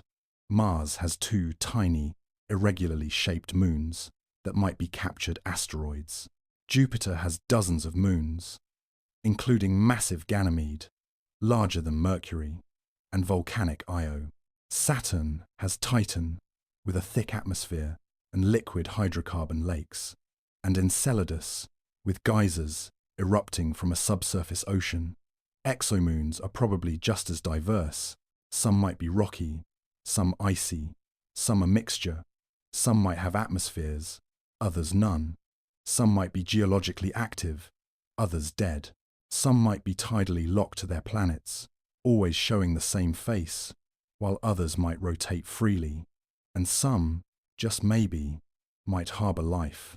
If a moon has liquid water, a heat source, whether from the star, reflected light, or tidal heating, and the right chemistry, life might arise. It might be simple microbial, living in subsurface oceans or hydrothermal vents, but it might exist. The possibility of life on exomoons adds yet another layer of complexity and wonder to the search for life beyond Earth. We're not just looking at planets anymore. We're looking at entire systems, with all their complexity and diversity, Trojan planets and horseshoe orbits, exotic configurations. Beyond moons and rings, there are other exotic configurations worth mentioning. Trojan planets are planets that share an orbit with another planet, sitting at stable points called Lagrange points, 60 degrees ahead of or behind the other planet. We have Trojan asteroids in our solar system, sharing Jupiter's orbit, but no Trojan planets. Yet, they could exist around other stars. Horseshoe orbits are another exotic configuration, where two objects orbit a star at nearly the same distance, periodically approaching and receding from each other in a horseshoe-shaped pattern. Again, we don't have planets in horseshoe orbits in our solar system, but the configuration is dynamically stable under certain conditions. These exotic arrangements remind us that planetary systems can be configured in ways we haven't imagined. Nature is more creative than our theories. The universe delights in surprising us. The future. Better telescopes, better data. As our telescopes improve, we'll detect more exomoons and rings. We'll characterize them, studying their sizes, masses, compositions, and orbits. We'll add them to our growing catalogue of worlds. And perhaps, one day, we'll detect a truly Earth-like exomoon, a rocky world orbiting a giant planet in a habitable zone, with liquid water on its surface and signs of life in its atmosphere. That would be remarkable, wouldn't it? A habitable moon, a world that's both a satellite and a home. The universe has already shown us hot Jupiters, super-Earths, mini-Neptunes, circumbinary planets, free-floating worlds, and 7 planets orbiting a tiny star. It's shown us diversity beyond anything we imagined. So why not habitable moons? Why not rings of incredible size? Why not configurations and possibilities we haven't even conceived of yet? Let's remain open to surprise. Let's keep our expectations flexible. Let's let the universe teach us, patiently and gently, about all the ways matter can organize itself around stars. Take a breath. Close your eyes if it helps. Imagine a moon, large and rocky, orbiting a gas giant. Imagine looking up from that moon's surface and seeing the giant planet filling the sky, its bands of clouds slowly churning. Imagine two sunrises as the star appears over the planet's limb, painting the landscape in unfamiliar colors. Imagine life there, adapted to the strange rhythm of days and eclipses. It's possible, and possibility is enough to keep us searching. Characterization. Reading the chemical signatures of distant worlds. We've talked about finding exoplanets and categorizing them by size and orbit, but now we're moving to a new phase, characterizing them. We want to know what they're made of, what their atmospheres contain, what their surfaces are like. We want to read their chemical signatures and understand their climates. We want to know these worlds as more than just statistical data points. We want to know them as places. Let's explore how we do this, shall we? Slowly, carefully, with appreciation for the ingenuity required. Spectroscopy, the key to understanding. The tool that makes atmospheric characterization possible is spectroscopy, the analysis of light split into its component wavelengths. Different molecules absorb and emit light at specific wavelengths, creating characteristic patterns called spectral lines. By examining these patterns, we can determine which molecules are present. It's a bit like identifying a person by their voice print. Each molecule has a unique spectral signature. Water vapor absorbs light at certain infrared wavelengths. Carbon dioxide absorbs at different wavelengths. Methane has its own signature, as do oxygen, ozone, ammonia, and countless other compounds. When starlight passes through an exoplanet's atmosphere during a transit, some wavelengths are absorbed by molecules in the atmosphere. By comparing the star's spectrum when the planet is transiting to its spectrum when the planet is not transiting, we can identify which wavelengths are being absorbed and, from that, which molecules are present. It sounds simple. In practice, it's fiendishly difficult. The signals are tiny. The atmospheres are thin. The planets are far away. We're trying to detect the faint fingerprints of molecules in the atmospheres of worlds light years distant. It's like trying to identify a person's voice print in a crowded stadium from a mile away. But we're doing it. We're succeeding. And the results are remarkable. Early successes. Detecting sodium and water vapor. The first atmospheric detections on exoplanets came in the early 2000s. Astronomers detected sodium in the atmosphere of a hot Jupiter, confirming that spectroscopy could indeed reveal atmospheric composition. Later, water vapor was detected, then carbon monoxide, hydrogen, and other compounds. These early detections were validation. They showed that the technique worked, that we could learn about exoplanet atmospheres remotely. They opened the door to a new era of exoplanet science. The James Webb Space Telescope, a game changer. The launch of the James Webb Space Telescope in 2021 revolutionized atmospheric characterization. JWST is an infrared telescope, and many important molecules have strong absorption features in the infrared. It's also incredibly sensitive, able to detect faint signals that previous telescopes couldn't. JWST has already studied dozens of exoplanet atmospheres. It's detected water vapor, carbon dioxide, methane, and other molecules. It's measured temperatures and pressures. It's identified clouds and hazes that obscure deeper atmospheric layers. It's beginning to build detailed pictures of what these worlds are like. One of JWST's early results was the detection of carbon dioxide in the atmosphere of a gas giant exoplanet.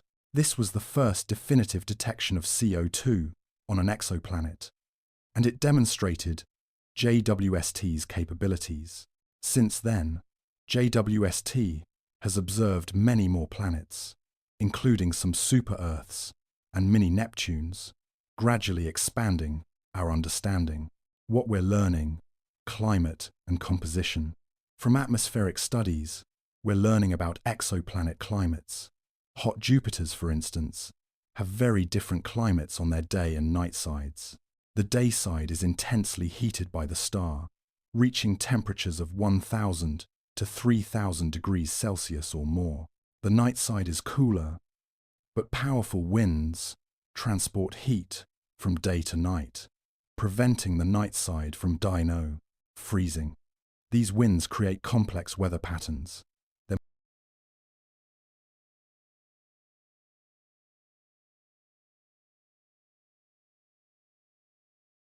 might be jet streams, storms, and turbulent mixing. Clouds of vaporized minerals might form on the day side and rain out on the night side. The atmosphere is dynamic, constantly churning and changing. For cooler planets, we're learning about water vapor content, cloud coverage, and greenhouse gas concentrations. These factors determine the planet's surface temperature and habitability. A planet with a thick CO2 atmosphere might experience a runaway greenhouse effect like Venus. A planet with less CO2 but abundant water vapor might have a temperate climate like Earth. Biosignatures. The search for life's chemical fingerprints. The ultimate goal of atmospheric characterization is to detect biosignatures, signs of life. Certain combinations of gases are produced by life and wouldn't persist in an atmosphere without life to replenish them. Oxygen is one such gas. Oxygen is reactive. It quickly combines with other elements, disappears from an atmosphere, unless something is constantly producing it. On Earth, that something is photosynthesis.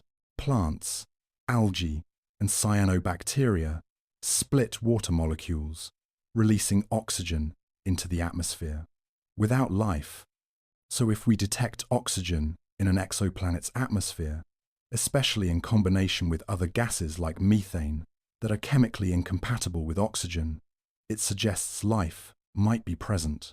The combination of oxygen and methane is particularly compelling because on Earth, both gases are produced by life and they react with each other, so their coexistence requires continuous replenishment. Other biosignatures include phosphine, pH, 3, which on Earth is produced primarily by microbes, and certain organic compounds that might indicate biological activity. But we need to be careful. Not all oxygen is biological in origin. Photodissociation of water vapor by ultraviolet light can produce oxygen, as can certain geological processes. False positives are possible. We need multiple lines of evidence, careful analysis, and skepticism before we can confidently claim detection of life. The pale blue dot revisited. What Earth looks like from afar. To calibrate our search for biosignatures, scientists have studied Earth as if it were an exoplanet. If aliens observed Earth from light years away, what would they see? They detect oxygen and methane in disequilibrium, a strong biosignature. They'd see water vapor, carbon dioxide, and ozone. They'd detect seasonal changes in atmospheric composition, particularly the increase in CO2 during winter, when plants in the northern hemisphere die back, and its decrease in summer, when plants grow vigorously. This seasonal variation is itself a biosignature, indicating a biosphere responding to changing sunlight. They'd also see the red edge, a sharp increase in reflectance at near-infrared wavelengths, caused by chlorophyll in plants. Vegetation absorbs red light for photosynthesis, but reflects near-infrared light, creating a distinctive spectral feature. By studying Earth as an exoplanet, we're learning what to look for on other worlds. We're building a template, a set of characteristics that indicate a living world, and then we're applying that template to the exoplanets we're observing, searching for matches, challenges, clouds, hazes, and interference. Clouds and hazes complicate atmospheric characterization. They're opaque, blocking our view of deeper atmospheric layers where interesting molecules might reside. Many exoplanets have thick clouds or photochemical hazes that obscure their atmospheres, making composition measurements difficult or impossible. This is frustrating. We can see that a planet has an atmosphere, but we can't see through it to determine its composition. It's like trying to read a book through frosted glass. Some planets have clearer atmospheres. Thankfully, These become priority targets because we can learn more from them. But many potentially interesting planets remain obscured, at least with current instruments. Future telescopes might use different techniques, observing at longer wavelengths, where clouds are less opaque, or observing the planet's emission rather than its transmission spectrum to peer through the clouds. But for now, clouds are a limitation. Temperature inversions and exotic chemistry. Some hot Jupiters have temperature inversions, where the upper atmosphere is hotter than the lower atmosphere. This is counterintuitive. Normally, atmospheres get cooler with altitude, but it can happen if there's a strong absorber in the upper atmosphere that traps heat. On some planets, that absorber might be titanium oxide or vanadium oxide, molecules that absorb visible light and convert it to heat. The presence of these molecules creates a stratosphere, a hot upper layer similar to Earth's stratosphere, which is heated by ozone absorbing ultraviolet light. These temperature inversions create interesting chemistry and dynamics. They affect cloud formation, wind patterns, and atmospheric circulation. They make hot Jupiters even more exotic than we initially thought. Water worlds and steamy atmospheres. Some super-Earths and mini-Neptunes might be water worlds, planets where water is abundant, perhaps making up a significant fraction of the planet's mass. These worlds might have deep oceans, possibly hundreds of kilometers deep, overlaid by thick, steamy atmospheres of water vapor. At the bottom of such oceans, pressure might be so high that water exists in exotic high-pressure ice forms.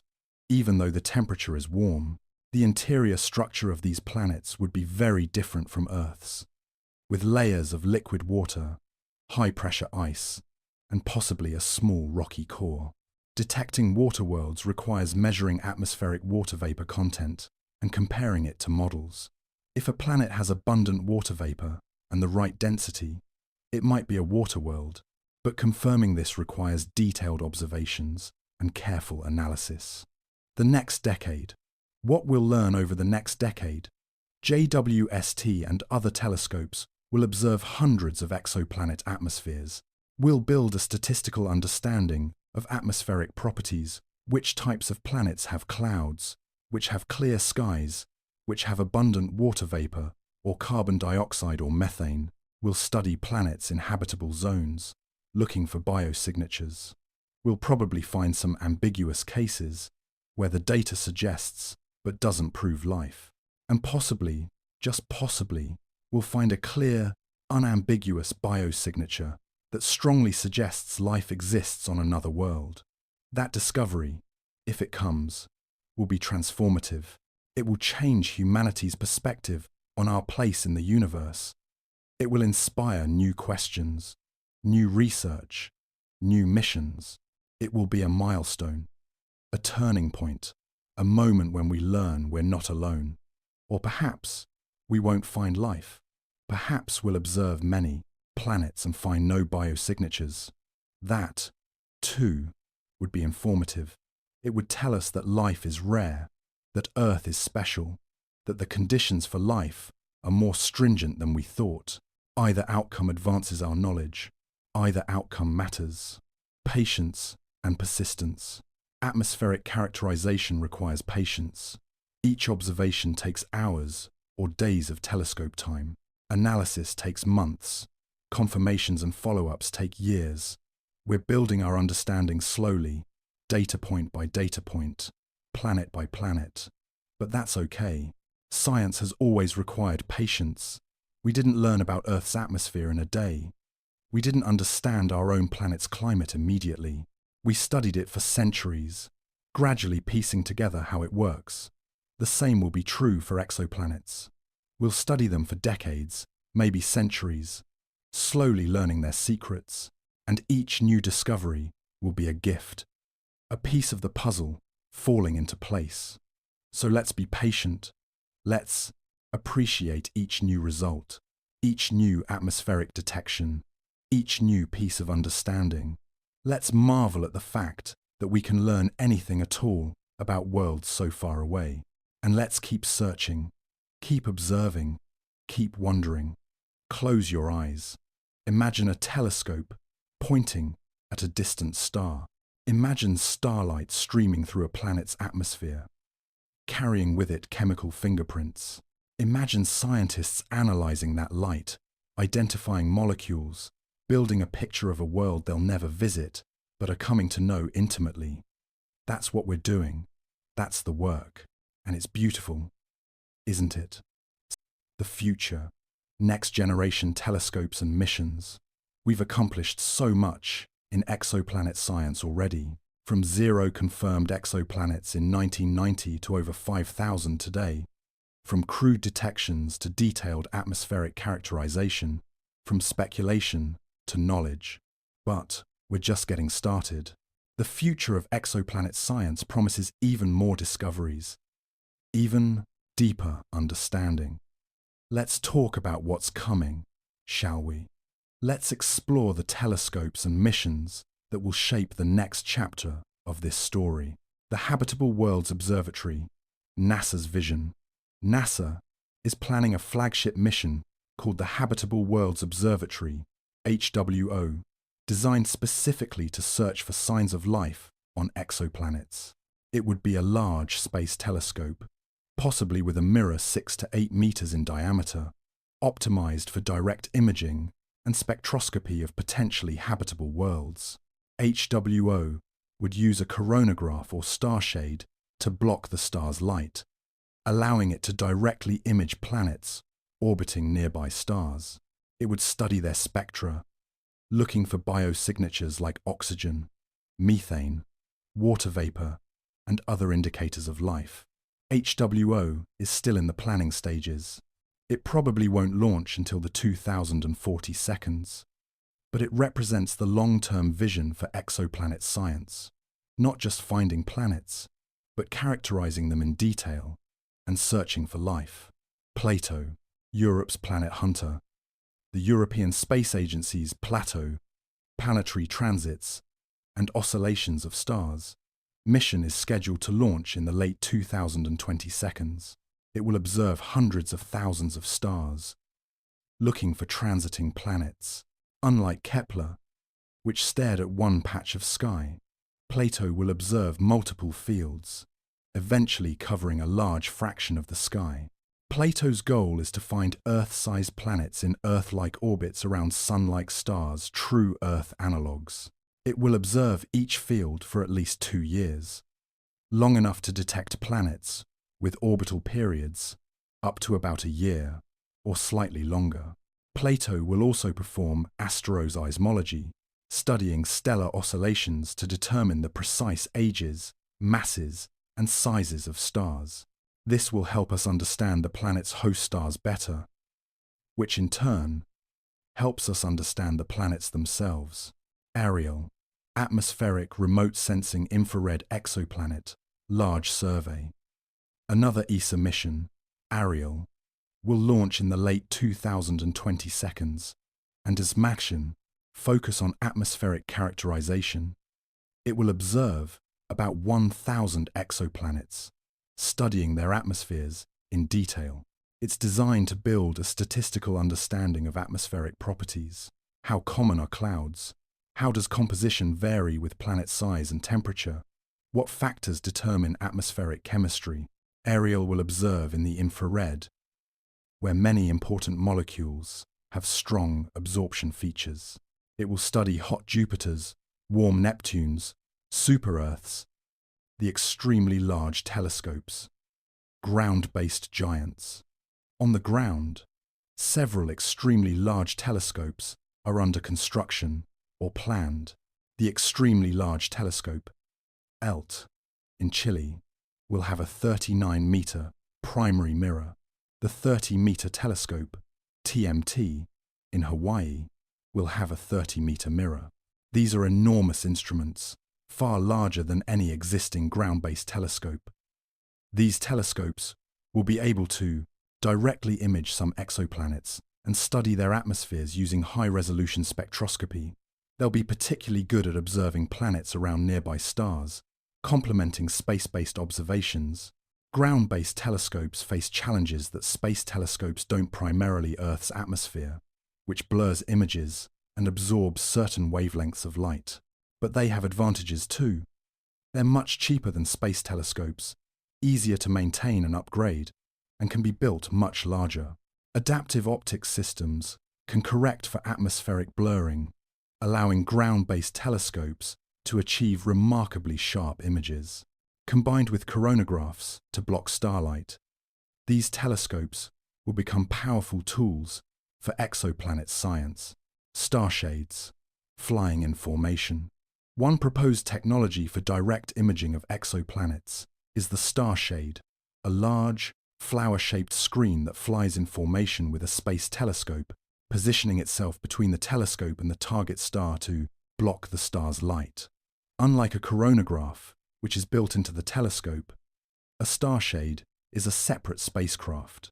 It flies tens of thousands of kilometers away from the telescope, precisely aligned to cast a shadow on the telescope's mirror. This shadow blocks the star's light, while allowing the planet's light through.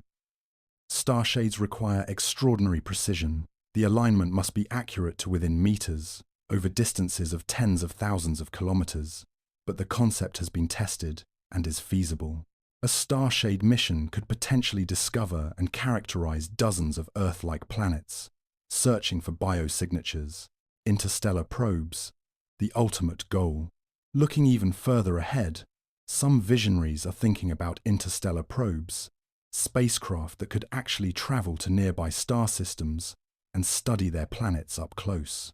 The Breakthrough Starshot Initiative proposes using powerful lasers to accelerate tiny spacecraft to a significant fraction of light speed, allowing them to reach Proxima Centauri in just a few decades. These spacecraft would be small, just a few grams, but they could carry cameras and instruments to photograph planets and transmit data back to Earth. Such a mission is highly speculative and faces enormous technical challenges, but it's not impossible. And if we ever hope to study exoplanets in the kind of detail we study planets in our solar system, we'll need to send probes there. For now, that's a distant dream. But dreams have a way of becoming reality if we work toward them persistently enough. Artificial intelligence and machine learning, new tools for discovery, beyond hardware, new analysis techniques are accelerating exoplanet science. Machine learning algorithms can sift through vast amounts of data, identifying potential planet candidates more quickly and accurately than humans can. AI can help characterize atmospheres, classify planets, and even predict which systems are most likely to harbor life. These tools don't replace human scientists, but they augment them. They handle the tedious parts, sorting through mountains of data, identifying patterns, leaving humans to do what humans do best, asking questions, forming hypotheses, interpreting results, and wondering about what it all means. Collaborative science, a global endeavor. Exoplanet science is a collaborative, international endeavor.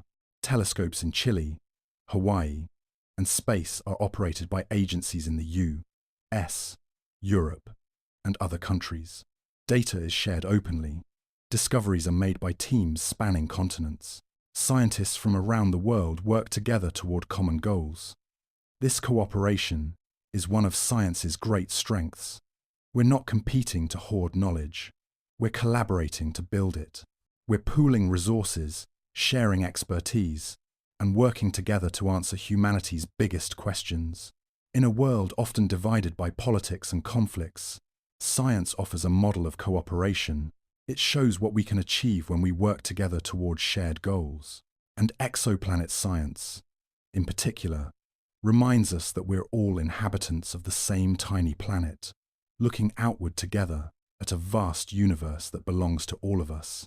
What we might learn over the coming decades will likely answer some profound questions. How common are Earth-like planets? Are we alone in the universe? Or is life abundant? What is the diversity of planetary systems, and how do they form and evolve? Can planets survive the deaths of their stars? Are there planets in orbits or configurations we haven't yet imagined? We might find biosignatures on multiple worlds, suggesting that life is common, or we might find none, suggesting that life is rare and precious. Either answer will shape our understanding of our place in the cosmos. We might discover planets so strange, so exotic, so different from anything we've conceived, that they force us to expand our definitions and theories. We might find water worlds, lava worlds, planets with multiple suns, planets orbiting dead stars, planets that defy categorization. The universe has surprised us at every turn. There's no reason to think the surprises will stop now. Hope and humility. As we look to the future, we should feel both hope and humility. Hope, because the tools and missions being developed will allow us to explore the universe in ways never before possible. We're on the cusp of answering questions that have tantalized humanity for millennia. And humility because the universe is vast and complex, and we're just beginning to understand it. We've found a few thousand planets out of the trillions that must exist in our galaxy alone. We've studied a tiny fraction of the cosmos. We know so little, really, but that's okay. Not knowing is the beginning of learning. Mystery is the fuel for curiosity. Wonder is the engine that drives science forward. So let's embrace our ignorance. Let's admit what we don't know, and then let's set about finding out, one observation at a time, one discovery at a time, one small step at a time. The future is bright, isn't it? Full of possibilities, full of promise, full of worlds waiting to be discovered and studied and understood. And we get to be part of it. We get to witness this golden age of exoplanet science unfold. That's a gift, a remarkable, precious gift. Close your eyes. Imagine the future. Imagine telescopes revealing dozens, then hundreds, then thousands of Earth-like worlds.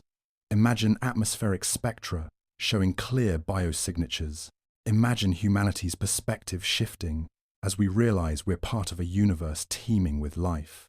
Or imagine the opposite, a universe where life is rare, where Earth is one of the few worlds where consciousness arose, where our responsibility to preserve and protect life is all the greater because it's so precious.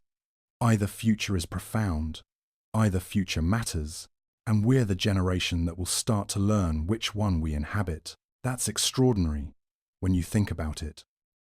Philosophical reflections. What exoplanets mean for humanity. We've covered the science, the methods, the discoveries, the planets themselves. But let's step back now and think about what it all means. What do exoplanets tell us about ourselves? About our place in the universe? About our future? Let's get philosophical for a bit. Don't worry, we'll keep it gentle. No complex arguments or dense theories. Just some quiet reflection on the meaning of distant worlds. The Copernican principle, we are not special. For most of human history, we thought Earth was the center of the universe. Everything revolved around us, literally. The sun, moon, planets, and stars all circled Earth, or so we believed. Then Copernicus came along and showed that Earth orbits the sun, not the other way around. We weren't the center. We were one planet among several, circling a star. It was a demotion, in a sense. We were less special than we thought, but it was also liberating. If we're not the center of everything, we're free from that burden.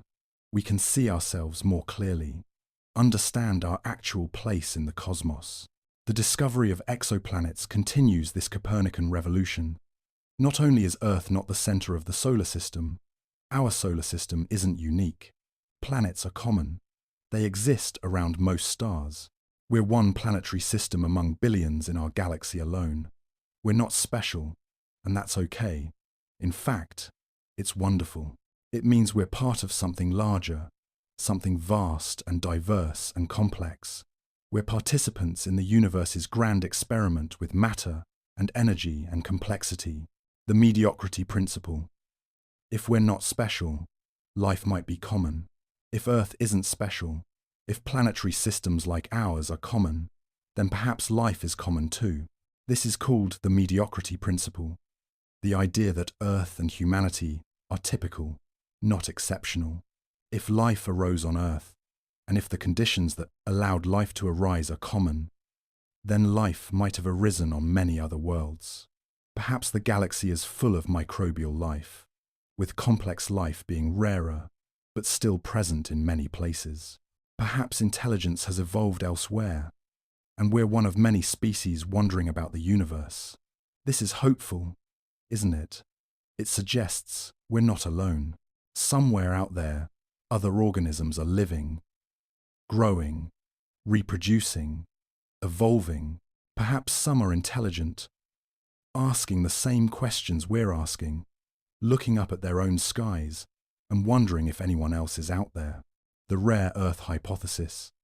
Maybe we are special, after all, but there's a counter-argument. Maybe Earth is special.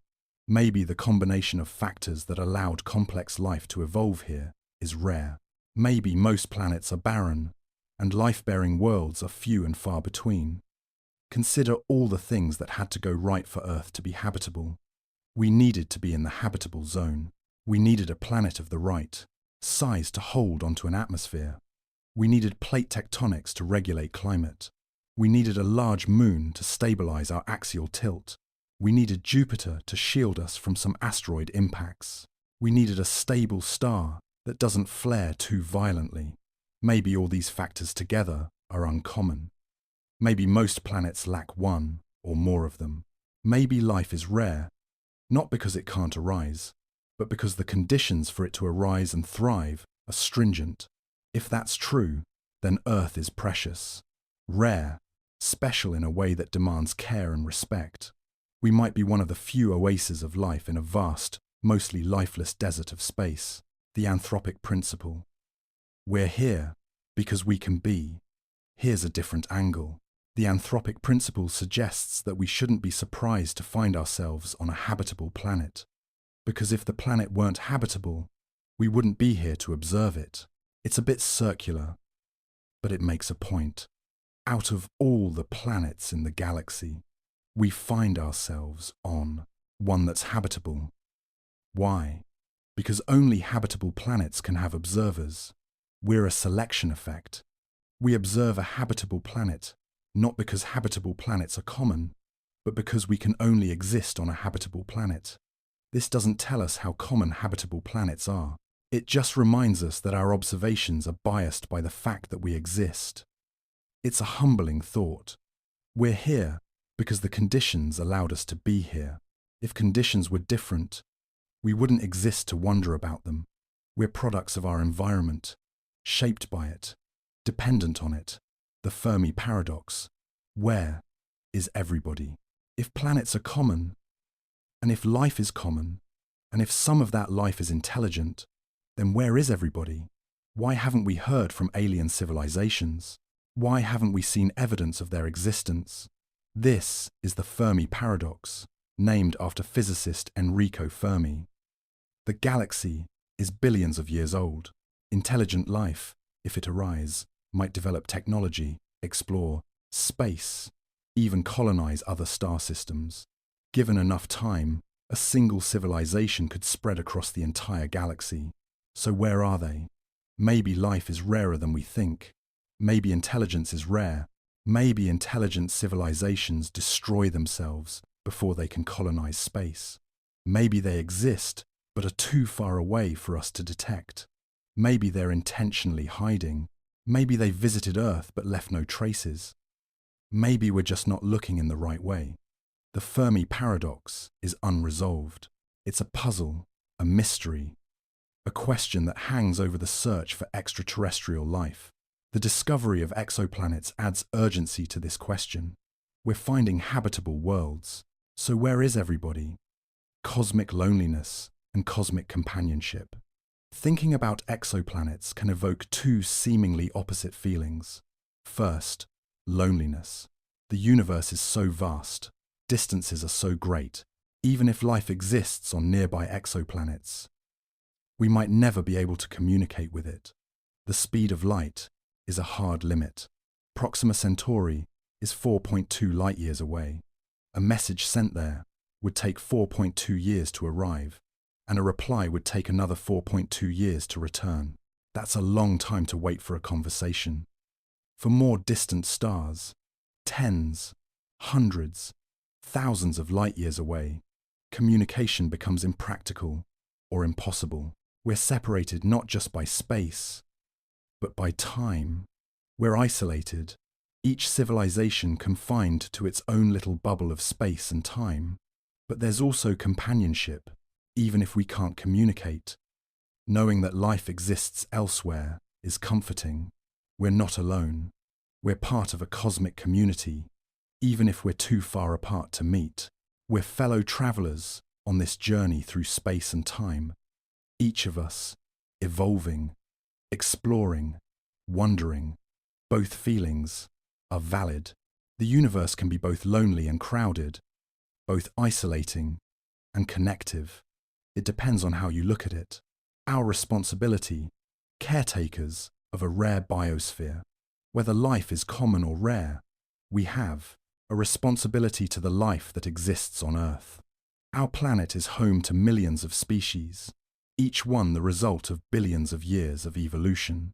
Each one is unique, irreplaceable, valuable. We're the first species on Earth capable of understanding our place in the universe, capable of asking these big questions. And with that understanding comes responsibility. We can shape the future of life on Earth. We can protect it or destroy it. The discovery of exoplanets puts this in perspective. Earth is one of many worlds, but it's our world. It's the only one we have, the only one we can reach. It's precious, not because it's the center of the universe, but because it's our home. We should treat it with care.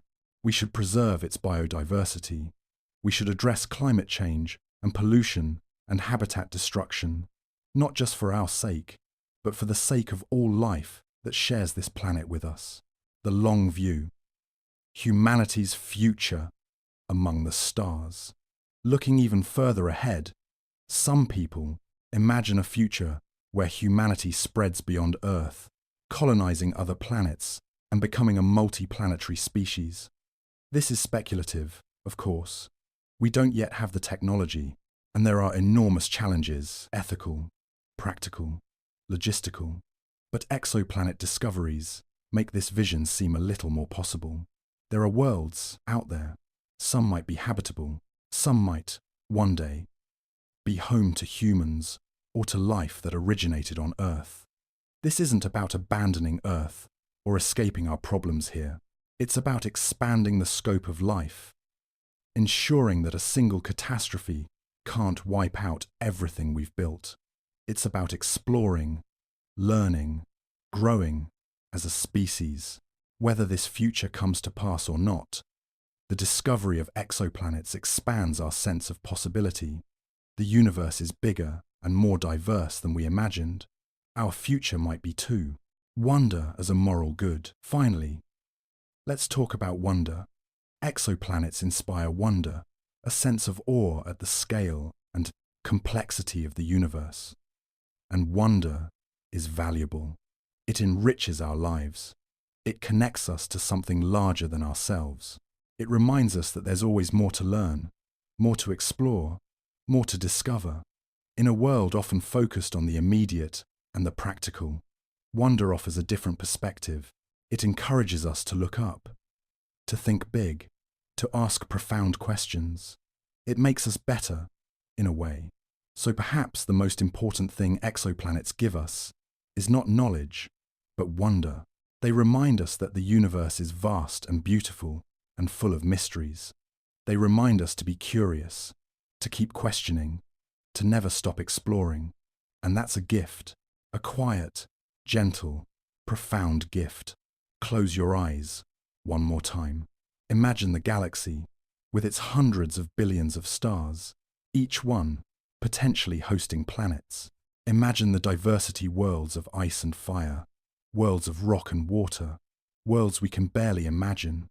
Imagine life arising on some of them, looking up at their own skies, asking their own questions. And then imagine yourself, here on Earth, part of this vast cosmic tapestry. You're made of stardust. Literally, the atoms in your body were forged in ancient stars.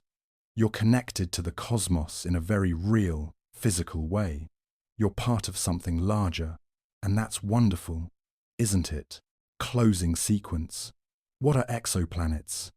It's the question that brought us here, whispered softly at the beginning, like a child, asking if there are other worlds in the sky. And after wandering through detection methods, hot Jupiters and super-Earths, habitable zones and atmospheric characterization, TRAPPIST-1's 7 siblings, and the search for Earth 2, we find ourselves gently circling back to where we began, still wondering.